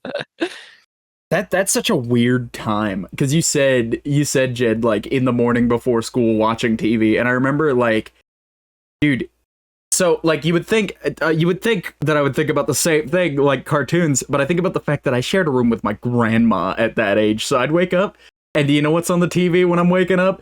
TNT early in the morning, what they would do is Aw. infomercials. So it's all just like, yeah, I'm gonna sit here and watch 40 minutes of info about like the Scrub Daddy or like the Shag Mop or whatever that they're trying to sell this week. And it was fun. Yeah. I got to share my mornings with Billy Mays, and it was fun. It was good. I actually like. I might be the one like OxyClean. 8-year-old on the planet who was upset about the passing of Billy Mays. Oh, God. You wanted him to yell at you every morning, scream his guts out at you. It was good. I remember because it Yeah. would get me up. Is like the thing about it is just having like a guy, even if he was like screaming about cleaning products, just some dude yelling on the TV. Because she would leave it. She had like hearing issues, so she would leave it turned up during the night when they're playing those like crime dramas and stuff where they're like just kind of speaking in a whisper the whole show. And so when the morning stuff comes on, the volume is cranked and I'm waking up to, hi, Billy Mays here with OxyClean every day. And it's like, oh man, great, cool, Billy's here. You know? You get up, get dressed, go to Billy's school. to wake me up. Were you able to sleep through the crime drama stuff when you were that young? Oh, I have so many weird, like, fragmented memories from when I was a kid, which is bad because I don't have many memories from when I was a kid. I just didn't, like, not that it was anything terribly traumatic that I know of, but, like, you know, as far as I know, a lot of that stuff is just kind of shoved out the window for, I don't know, Minecraft crafting recipes. I have no idea what's in the spot now, but It's been filled in. it's been filled in. I don't have a lot of that stuff, but I have so many like little memories of like waking up in bed facing the wall with like the room like lit from the TV talking about like some murder case from 20 years ago. And then like I would just kind of like lull myself back to sleep on like, yeah, how did this housewife get like gunned down? Tell me about that. let me go back to sleep. And so like I had like a lot of desensitization to that sort of thing very fast. But Oh, jeez. yeah, so just very, very different. It's very cool to hear about. Like, yeah, Jed's watching cartoons. He's going to school. He's like having a time, having a childhood. Granted, you know, but like, Yeah. it's good. It's good that you have a lot of those stories. It's fantastic. You want to Well, but transition then this, he Jed? was he was such a nice kid. One more thing about shows, though. Oh, for before we sure. Let's go. transition Let's go. this. He was such a tolerant kid, and he wanted to hang out with me because he was doing his own thing, you know, playing on, I guess, Game Boy or something. And I would be watching Gilmore Girls, which was like my favorite thing back then, Oh, my just to watch husband it over loves and over, Gilmore like Girls. comfort show. I love it. It's funny, and they talk fast, which I love. Like, clearly we're all fast talkers here. And Oh, yeah. he used to just tolerate that, and he would like, oh, it's this episode again. And then for a while I was like, does he hate this show? And I'm just forcing him to watch it. I'm like, well, he could go in his room anytime. He chooses to sit here playing with building his Legos while I'm watching Gilmore Girls. Did Right, you hate yeah. it, James? I didn't. Yeah, I did you didn't hate hate it. No, in fact, like I would sit and I would watch shows about like I don't know like you would watch a lawyer show one week and then we would move on to another show and it's like what's going on here? Yeah. Oh man, actually, Yeah, before it gave me a before we decent transition, vocabulary. I hate that, like, we've been pushing this one transition for, like, half an hour, but I like it, because that means the show's longer. Or at least the show is Yeah. filling time better. One more thing. Jed, as long as I've known him, has been very accident-prone. There's Aw. no better word for it. The poor guy, it just... I don't know if he's relayed this quote to you, but he really liked it. I'd mentioned to Basil one time when Jed... I think it was when Jed cut his finger... but I had mentioned to it was Basil, when it's like, I broke my fucking turn signal. Oh, yeah, When I like right. fell face first into my turn signal. When we Yes. thought we were gonna be like, you were gonna be leaving the following Monday, and it was like 5 p.m. on a Friday, and you were like, oh, I'll just run to the Yes. store later and fix it. And it's like, dude, you're leaving at 6 a.m. on Monday, and the stores are gonna be closed on Sunday. You better get that shit done on Saturday, you know? But you like, can't drive without a turn signal. no, for sure, not that kind of distance. If it was just like to the gas station, maybe, but like, you know, that far, I Yeah. wouldn't. But either way, I was relaying that back to Basil, and they were like, man, why does this stuff always seem to happen? And I was just like, I don't know. If it can happen to anybody, it will happen to Jed. Is what I've found. Yeah. So the question is, the larger question is attached to all this preamble is, do you have any Jed has injured himself? Oh god, oh no, how did you even manage that stories? Are there any of those lying around? Oh gosh. Um, Okay. So he wasn't super into sports, so we didn't have a whole lot of that. Right. So it wasn't like I broke my leg. Okay, I have this picture on my phone. Jed, can you picture what I'm going to talk about right now? yeah, I know what you're talking about. So he's at his friend's house. He used to ride his bike to his friend's house, which was quite a ways away, but we Mhm. live in like a super safe neighborhood, super, super safe. And he had ridden his bike there and they were all Right. playing, and I think that he was playing on his friend's skateboard, and that's something he didn't have. He Mhm. wasn't a skateboarder. And he had been skateboarding kind of down this driveway, and he calls me on the phone and he's like, I think you need to come and pick me up. I'm like, you have your bike. He's like, can you come and pick me up? I'm like, what happened? He's like, I hit my head. He did not. He like concussed himself. There was a goose egg the size of a softball on his man, forehead. I hit my It head. That's That's one way to put it. horrible. Like, you are concussed, my child. Get in this car and we'll get you an ice pack immediately. It was literally like a baseball was under his skin on his forehead. It was horrendous. And he was so sweet about it. He was like, I'm really embarrassed that I like bit it in front of my friends. I was like, they were probably just concerned that you were going to die because of how hard you hit your head. He had slammed Yeah. into a basketball hoop. So like the post of a basketball hoop. Tell what Well, because happened, Jed? what had happened is it was one of those like shitty basketball hoops that you see on the side of like neighborhood rows everywhere. Every neighborhood you go to, you'll see one somewhere. And you either fill the bottom with like sand or water or some Yeah. sort of thing that you put in there. And I assumed that this basketball hoop that was out there was in fact prepped like a normal basketball hoop. So I go into it and it wasn't a skateboard, it was rollerblades. Oh, I okay, like yeah. slid towards it at like the slowest pace ever. I just had no clue how to stop. So I just slid towards it, facing where you actually shoot on the hoop. So like I bump into it and it falls back onto me because it has no like weight in the bottom of it. So my like shoes hit the bottom of the basketball hoop and I grab it and I just pull it down on top of me with the loudest like clank of like shitty aluminum Oh. sports. And I Like remember hitting you in the laying head there. with a bat.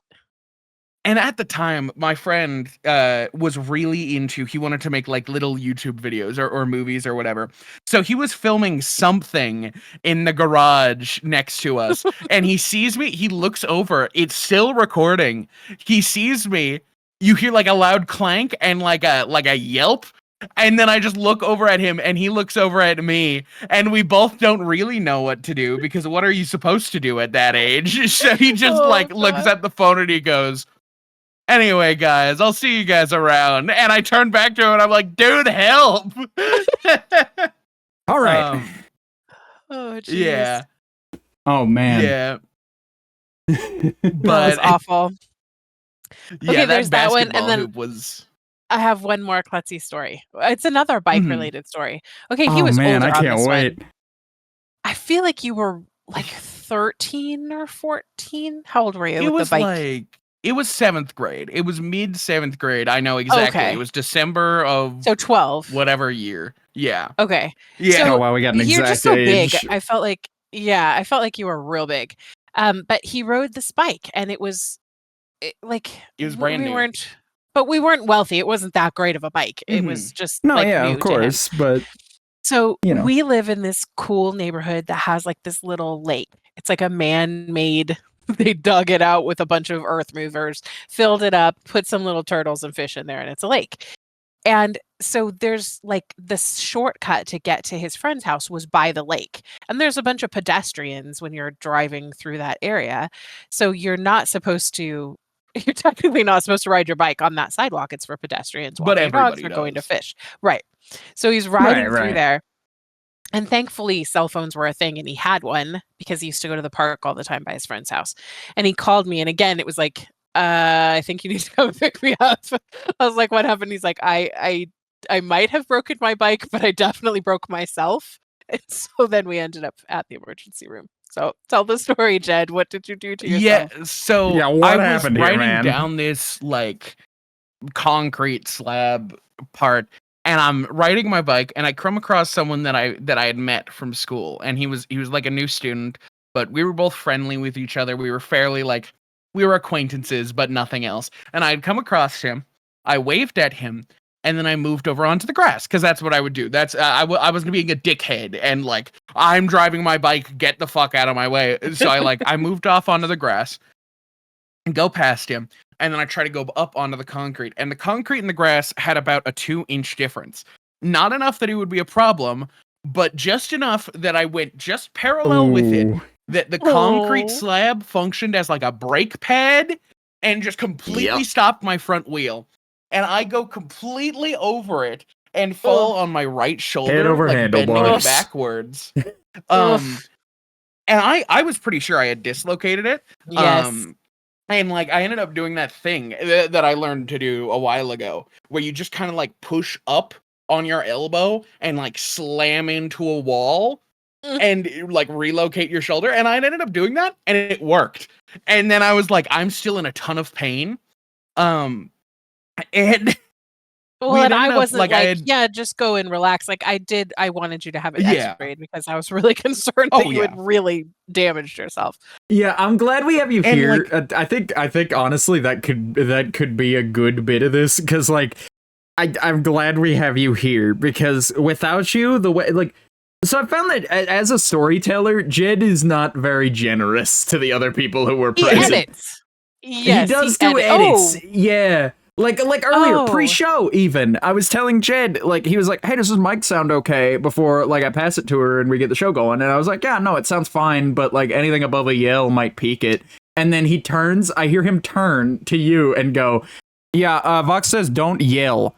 Also, don't speak while you're yelling. And it's like that, and neither of those are words that I said. Neither of them.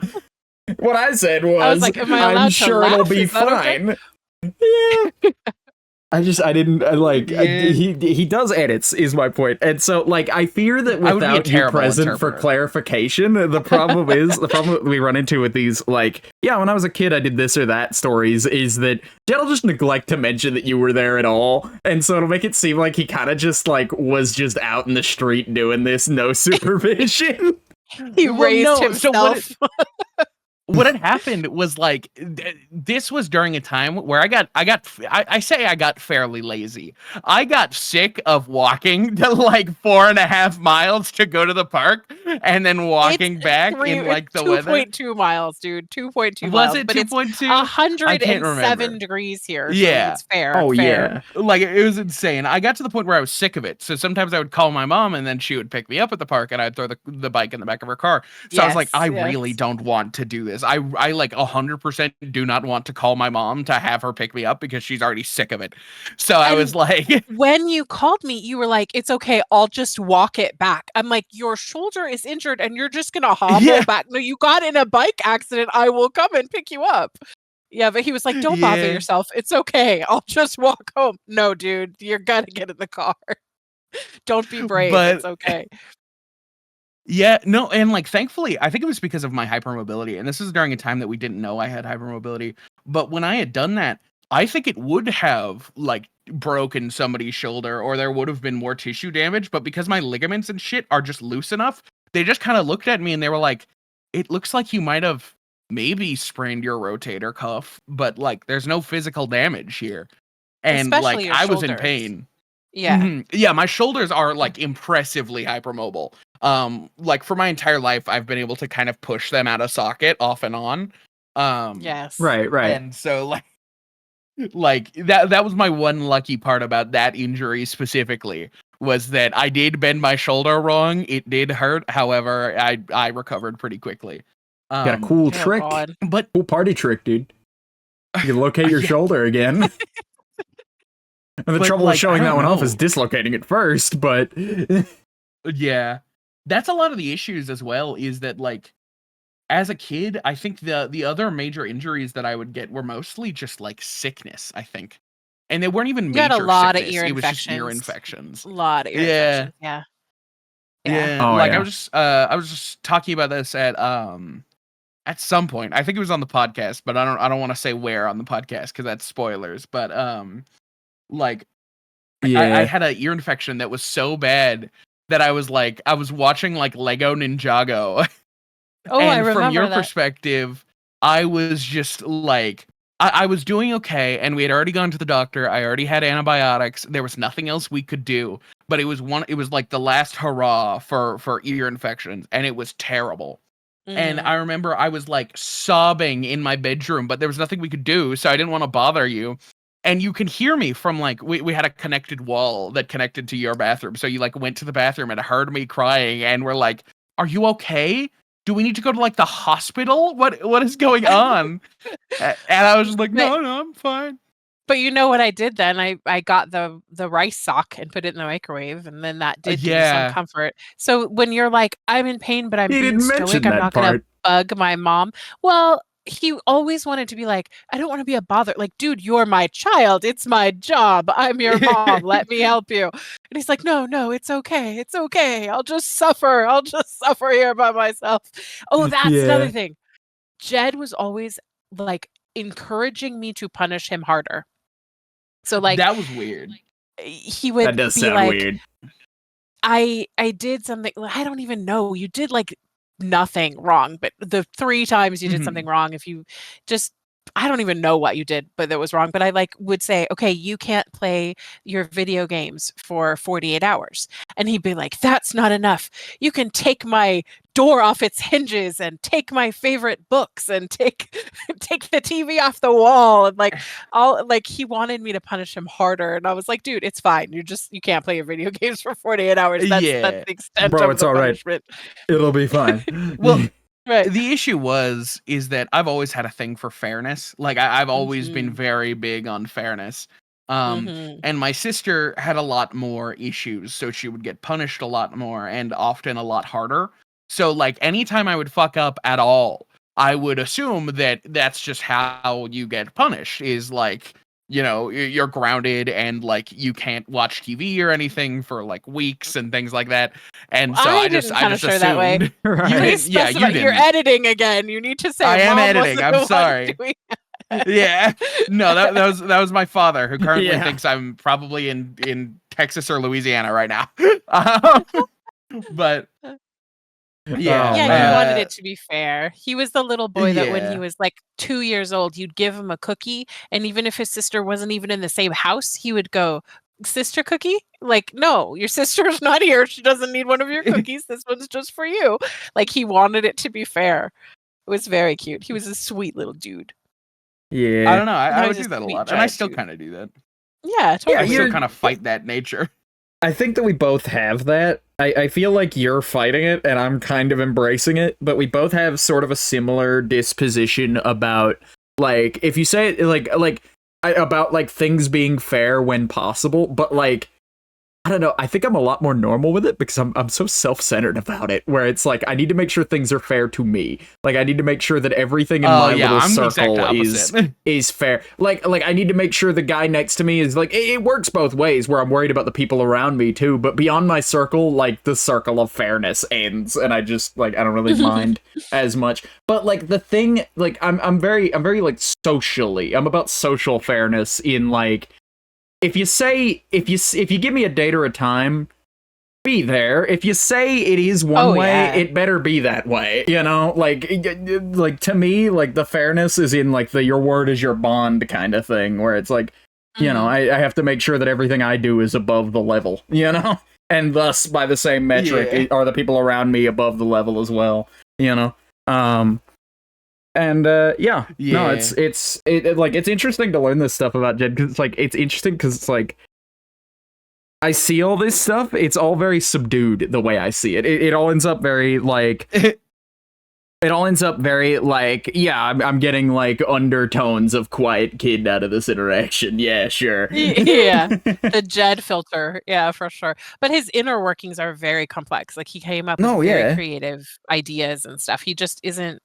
I mean, it's weird because when you guys started hanging out and he started, you know, in VR hanging out with you guys, and then he started Discord chatting with you, I would look at my husband at the time, and like James would be laughing his ass off, and we would just smile at each other. Like, there he is, he's coming out of his shell. But then I would do something that was like overtly exciting, and then I'd be like, where is the enthusiasm for me? You'll share it with your friends, but not for me. But I speak Jed, so I get it. I feel really bad. I feel really bad. I've gotten to the point where I speak Jed as well, to some extent. I like to think. I can't have him down to the level you have him down, but I'm working on being fluent. But the thing about it is, like, I feel really bad after this episode because, like, it makes such a clear picture of, like, oh no, you were working on this pickle jar for like 18 years and then like you ran it into the tap. You were like breaking out like cloths for leverage, and then like I just happened to get the lucky pull on it. I just happened to be the guy to break the seal. Yeah. But I can't tell you how much joy that has brought me over the years, hearing him hanging out with you guys and laughing. And then sometimes I'll like call and interrupt him because I have to tell him something or ask him something. I'm like, I'm so sorry I interrupted. And he's like, it's fine. It's cool. No problem. And he always just sounds like he's a happy dude. He's just more calm in his happiness than I am. I'm like a little bit more excitable than he is. But it's just so much joy that his friend group, and especially you, has brought to him over these years. So I, as a mom, am very grateful that you opened that pickle jar for him finally so you could get some exuberance and joy vocally in his life out loud so I could hear it through the walls. And I'm gonna miss it when you're I'm glad I could help out with that. I really am. I didn't know I was working that hard on it, but like I do see what you see though, in that like even like since those first days, like since I've met him, Jed's made like a lot of progress on just being like emoting more and being a more like sociable guy and like allowing himself to like reach out a little further. And it's good. It's great. Yeah. Mm-hmm. It's awesome to have a guy like Jed around. Good. I'll keep him, except you're taking him away from me, but you can just babysit him for me. Yeah, I'll hold on to him for you. A lot of my issue I had with like expressing, and I still have, and the reason that it had changed so much specifically because of Vox is because Vox is a hyper expressive person. Yes, Vox does like really intense expressions and things like that, and I kind of just started mirroring him. And that ended up happening to the point where I just picked up being able to do expressions just because I was mirroring him that much. So growing up with me, it was too like happy puppy for you. Like it was too light and bright as opposed to like assertively happy. Like I don't have the intensity. I don't even know. I think it was also you just because didn't want to like, be like me. No, it wasn't even that. It was just that like when I was a kid, like with my sister and stuff, it was a lot of like I would feel bad for doing kid stuff. So when I would see you do it, I was like, I don't need you to like baby me, even though that I was literally a baby. Yes. Yes. So like, many times I was like, be a kid, please. Just be a child. Yeah. So like the lot of that just came out because it was like I could see with Vox that like, oh, there are people who are expressive, and I'm not a child. Like I'm not childish to express how I'm feeling. You know. Yeah. Your communication. And I think I've gotten better all around. So good too. Yeah. Yeah. Mm-hmm. Oh yeah. I don't know. I feel like I'm losing it.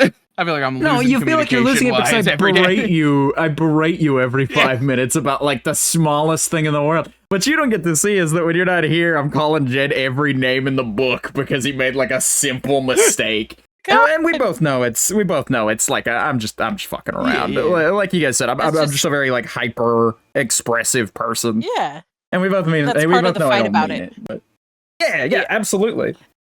But like that's the thing. I feel like I don't give you. That's why I'm so happy this episode's going the way it's going. Frankly, it's just because like Jed, you deserve your flowers, man. You haven't gotten them, and it's good to have an opportunity to give those to you. You know, like you made a lot of personal progress, and you know I appreciate that. I can appreciate that, and I'm proud of you. I guess. That's a weird thing of like a friend to say. I guess I'm proud of you is the term. I am proud of you, but I don't know if that's the term. It's a little fatherly. Okay. I don't know. Well, I'm proud of you, Jed. I'm proud of you, and I've seen, thank you. The whole iteration. Yeah. Having my mother be proud of me is that's like the standard. Oh, what that means more to you? So. That means more to you than me being proud of you? I can't believe it. I respect your opinion. It's just like that is the stereotypical, like, my mom is proud of me. Fucking, what is that Tommy Tallarico thing that he said at everything ever? My mom is very proud. I get you. My mom said she was proud of me recently, and my mom is not somebody to look up to. And even that was like, wow, my mom's proud of me? You know, like, I get it. I feel you. That's cute. Yeah, but I don't know. Do you have any other bizarre questions that would be harder to get out of me than it would my mom? Man. Vox? Not particularly, but you know what we haven't talked about on the podcast at all that all three of us have seen? I think we're going Minecraft movie. I know we've brought up fucking Minecraft 3 times on the show let recently. Me start. Can I start? You can take it for a beginning. Sure, go ahead. Okay, so first off, I didn't even know iron golems were a thing. I have never heard either of my children or my husband or my brother talk, and those are my Minecraft people in my life. I've never heard of that before. So I was like leaning over to Jed in the movie theater, and I was like, is that a thing? Like, is that just made up for this movie? It's like everything in this movie is a thing from the game. Everything is. And I was like, well, not the little zombie baby riding on a chicken. That's not part of the game, right? He's like, it is. It's part of the game.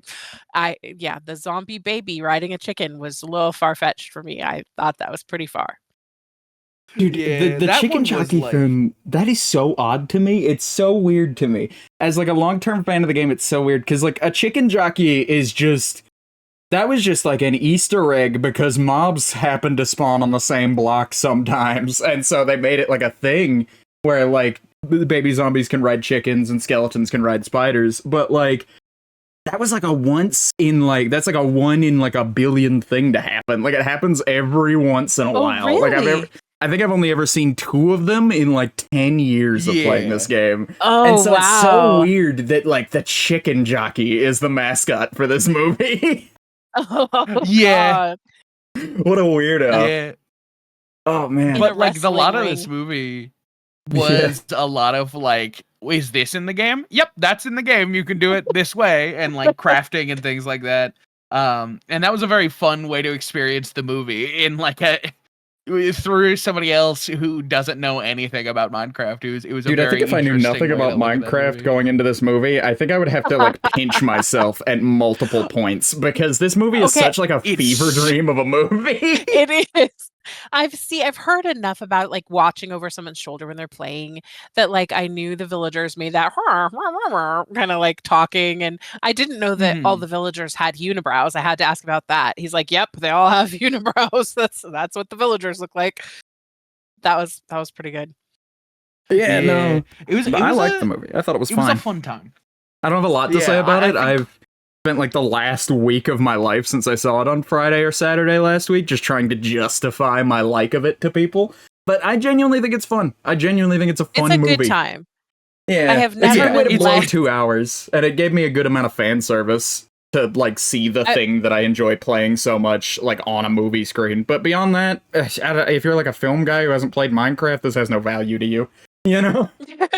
I've never been less attracted to Jason Momoa ever in the history of time. He was such a dork in that movie, and it was great. He was very good at it. They need to give Jason Momoa more of that to do. Genuinely, I want to see more of him in those kinds of roles. He stole the show on this movie so hard. I agree. Like, I think him and Jack Black are a pretty good duo, and I would be fairly happy to see them if they turned into another, like, The Rock and Kevin Hart getting, like, casted together, because that is a really fun... Yeah, no, like, I'd love for them to turn into, like, a thing, like a duo. That'd be really good. That's funny. Yeah, I think it was great. I loved all the little details that they added, like the chicken farm with the lava underneath. I was like, oh, I've seen them do that before. And then, it comes out as like a perfect little roasted square chicken. It's perfect. It was very fun. That chicken looked really good, by the way. I've been seeing people like tweet about it recently, so I know I'm not like insane. That shit looked good. I don't know. If we were at a point where we were 3D printing meat, I think that would be made very quickly. I think that specific square chicken eat out of would a be meat a printer, very Jed? quick. Yeah, like 100%. Organically food that you would print like that? Yeah, I've never even thought of that. No, they're 3D printed meat. There's like 3D printed meat now. Like it's It's Like, you common can enough print that you burger can buy it in patties and grocery stuff. stores now. Yeah. Yeah. That's wild. So it's like genetically modified goo that they then like It's- form into a. Ew. This is weird because It's I know about the pretty much printing part of it. like- I don't know where they get the like meat goop. I have no clue where they get like the liquid meat. But they it's print edible? with. It is Is it edible. ethical? They just it is ethical too. That's one of the great things about it is they're just growing cells. They're growing beef cells, and Oh, then it's just not like they just It's print not a fat. living thing. Oh, Good. I'm No, picturing no. cow blender. Ew. No, of course not. Oh god. But like they just like I think they either replicate the cells and do it, and then they get like a goop of like this is unhardened meat cells from cows, Ugh, and then this they just sounds kind of real spray yummy. it on there and layer like fat layers into it to make it I don't look know, like it this, has that like- marbled look. As long as you don't look too far into the process, a lot of these like made in a lab meats are pretty good. I find like I haven't found one that I didn't like yet. I've tasted a couple that don't taste like meat to me, but like none of them were really that Yeah. bad. And so it's like once they get meat good enough where I can have an indistinguishable burger, yeah, I'll go vegan. Why not? At that Have point, you tried like, the one that like Burger King has, like Beyond Meat, that kind? Have you had that? yeah, I had that like when they first started coming out with it, and that was all right too. I didn't mind it. It has like more calories and fat in it than real meat. I find that really funny. That is funny. That is really interesting. I didn't look at like the calorie count or anything, but that is strange that it would be that way. They're trying to make it tasty.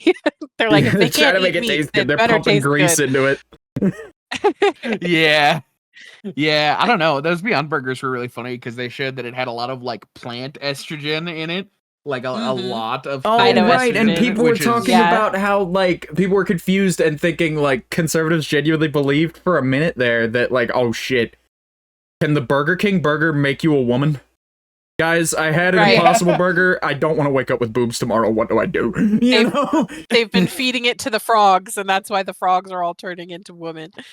Oh man, dude! Yeah. If cheeseburgers changed your gender, dog, I don't even want to get into that. I'm way too much into cheeseburgers. It would be like a kid with a light switch back and forth for you, I'm dude. big into cheeseburgers, man. Oh Oh man. But either yeah, way, the Minecraft movie was a really interesting movie, especially with like you had mentioned the lava chicken thing, and I had to explain this Yeah. to my mom afterwards, where it's like this comes from a chicken farm where it's like there's like a very unethical amount of chickens crammed into a very small space, and they're all laying eggs, and then their babies, the second that they grow up to a full grown chicken, they like touch lava and die. oh Like no, yeah, that's their I'm whole not. existence.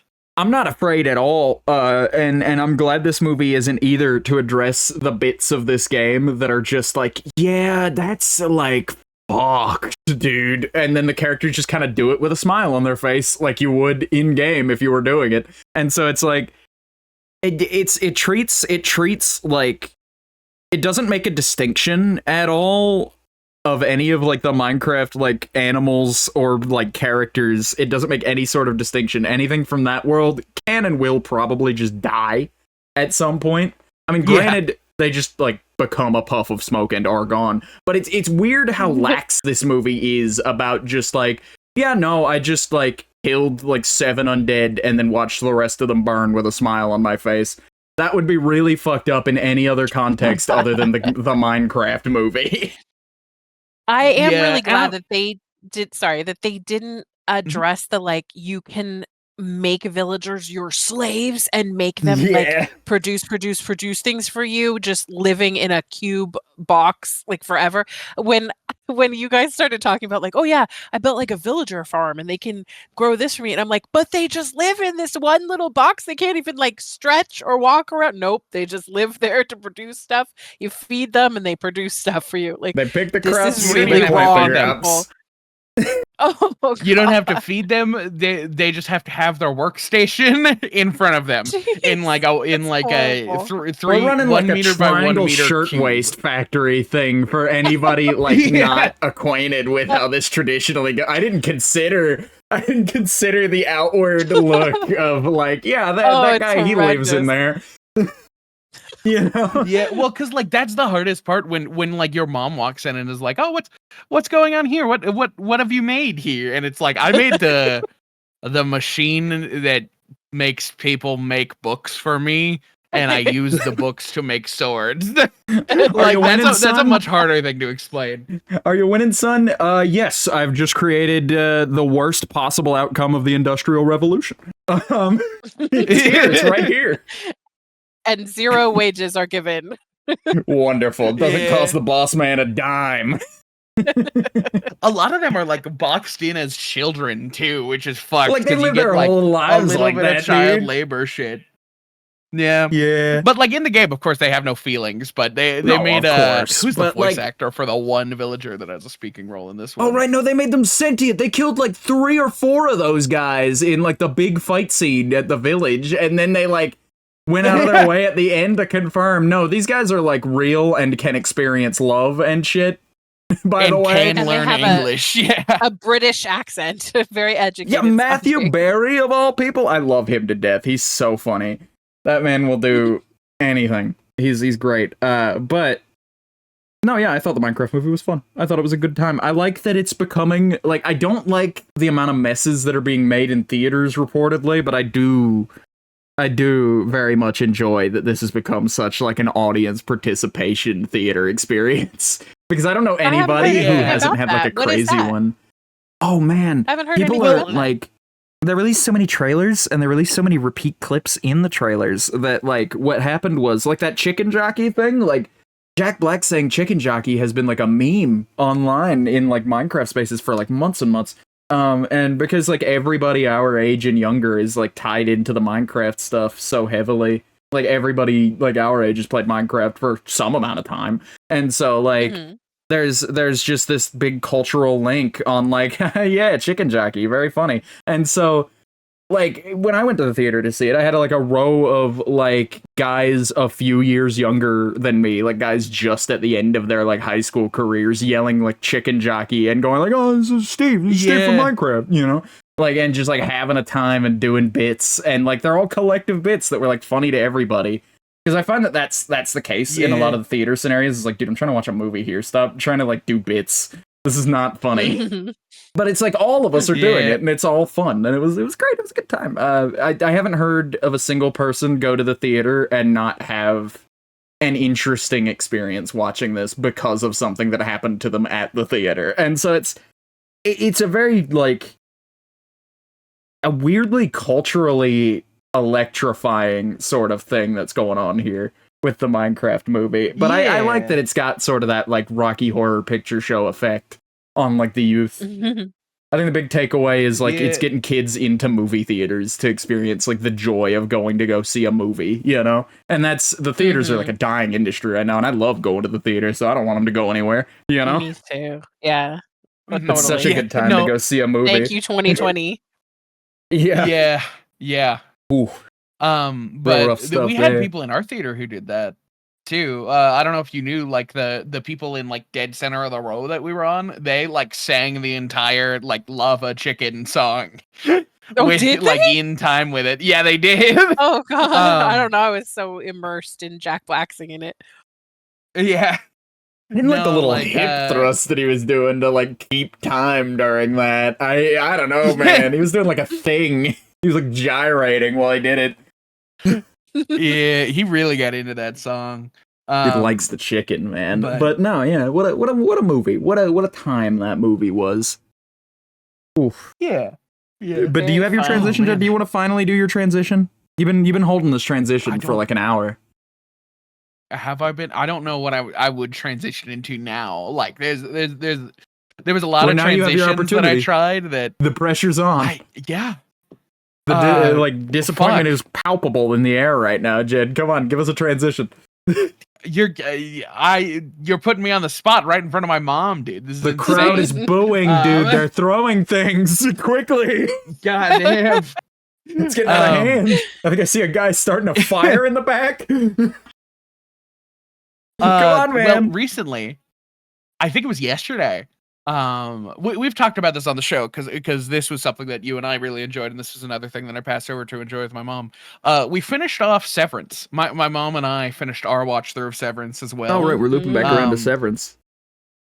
Yeah, and it was really funny because I knew that my mom enjoyed it, but she was on the phone yesterday after with a friend who had seen Severance as well. And I'm like going upstairs and my mom says something about like, oh yeah, I just finished Severance, and that was like on I topic because I had loved the interrupted our last episode. conversation. And her and her friend, she's like, yeah, it was a great last episode, and she was like, it was. And like they ended up like getting into like a little spat about it, about like the morals of Mark S's decision at the end of the episode, and it was really fun to see somebody so passionate about something that you introduced to them. I that was a very funny thing. My Yeah, best it's friend always cool completely to see people disagreed with me. engaged.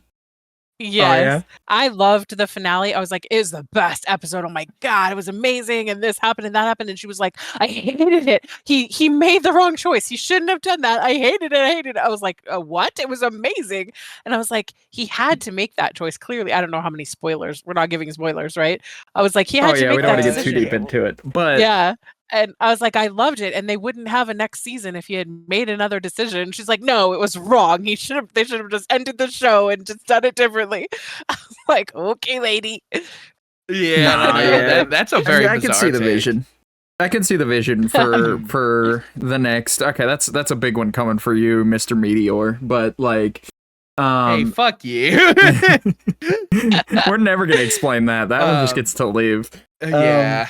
But the thing about it, like the thing about that finale that I really liked, I dug the fact that it was like very straightforward in what was going on, but still managed to ride that sort of like liminal, like mind bending halls go on a little too far, and like camera shots last just a little too long. Like it did a very good job of like making it feel like a big moment, while not a whole lot was actually happening on the screen. And when there was a lot happening on the screen, the sort of like aesthetic effects of it were very willing to like play supplemental to that instead of like overdoing. I feel like they went just a touch too far earlier this season. I think it was like episode 7 where they did all those flashbacks and they got very experimental with a lot of that. And I thought it was really good as like a visual treat. And maybe it was just because I was like dead sick watching it, but like sitting there watching that, I was like, man, I'm not following any of what's happening in the plot because there's just like crazy shit happening on the screen nonstop. I felt like that this season only. Last season, I didn't feel that way, but this season there were 2 or 3 episodes where I actually turned to Jed and I was like, these are slow going. Like all 3 of those episodes could have been one episode and would have been just like perfect. It was just a little too arty, like too much art, too much like long lingering on a eye squint, like, oh, okay, gotcha, let's move on with the story. Yeah. But in the finale, what I loved the most was that scene where Mark and Mark were like video talking with each other. I thought that was that's an amazing scene. I've been waiting for that scene the whole show. They've teased toward something like that, like an innie and an outie communicating fully before. Good. And I'm so glad we Jed finally pointed got out that. like the lighting differences with like the firelight on one of them and like the cool moonlight on the other one, and it was just very good juxtaposition. It's reversed than how it should be, because a lot of times outie lighting is red. Outies wear a lot of red and very warm light. That's their color, and innies are blue. And in this one, it was actually reversed, where the outie was lit in like blue moonlight, and the innie was lit with like a warm campfire. So like it was interesting to like see that it was very difference cool in that episode. Yeah. I loved it. That's probably the best series of the 2020s that I've seen that started in the 2020s. So that's another watch it. Shining example that like television, like even though it's like struggling right now with like, services, like studios don't want to really greenlight second seasons, and they don't really want to greenlight anything longer than like 8 episodes, and they have to be like 45 minutes flat or less. Like the stipulations being put on like television creators and like creatives in that field are many, and they're very strong right now. But it's good to see that, like, through it all, like, good TV will happen. Like, there will be standout shows still, and, like, it's not like all art is lost because some executive somewhere said so. Oh yeah. Like, stuff is gonna slip through the cracks, and there's gonna be some real heavy hitters. I just wasn't expecting something like Severance out of Ben Stiller of all people. I don't think of Ben Stiller as like that guy, really. After the first episode, I turned to James. I was like, Ben Stiller. He's like, I know. Isn't that weird? Yeah, it's wild. The fucking Zoolander guy. Yeah, the Zoolander guy. He does like background stuff on Curb. There's a whole thing. Yeah. I just think the whole concept of the show is so like, you can go real deep on that, because part of me is like, oh, I could totally picture that if I had some mundane job that I like didn't want to be mentally present for. I can picture severing myself. But then when you think about that, and I'm like, I would have no autonomy over what's happening to my body. Like, again, like if your innie is falling in love with someone, or you're fighting with someone on the inside, you wouldn't even know on the outside. I find that so, like, it's mind fucking to be like, what is even happening in there? Is that still me? Is that not me? Is it a totally separate entity that should have their own rights out in the world, and I'm removing that from them by trapping them in this place? There's so much ethical question and like philosophical pondering that can happen with the show. Yeah, no, there's a lot of that. I find that that's another thing that, like, Severance already has. It's just a show that has everything going for it.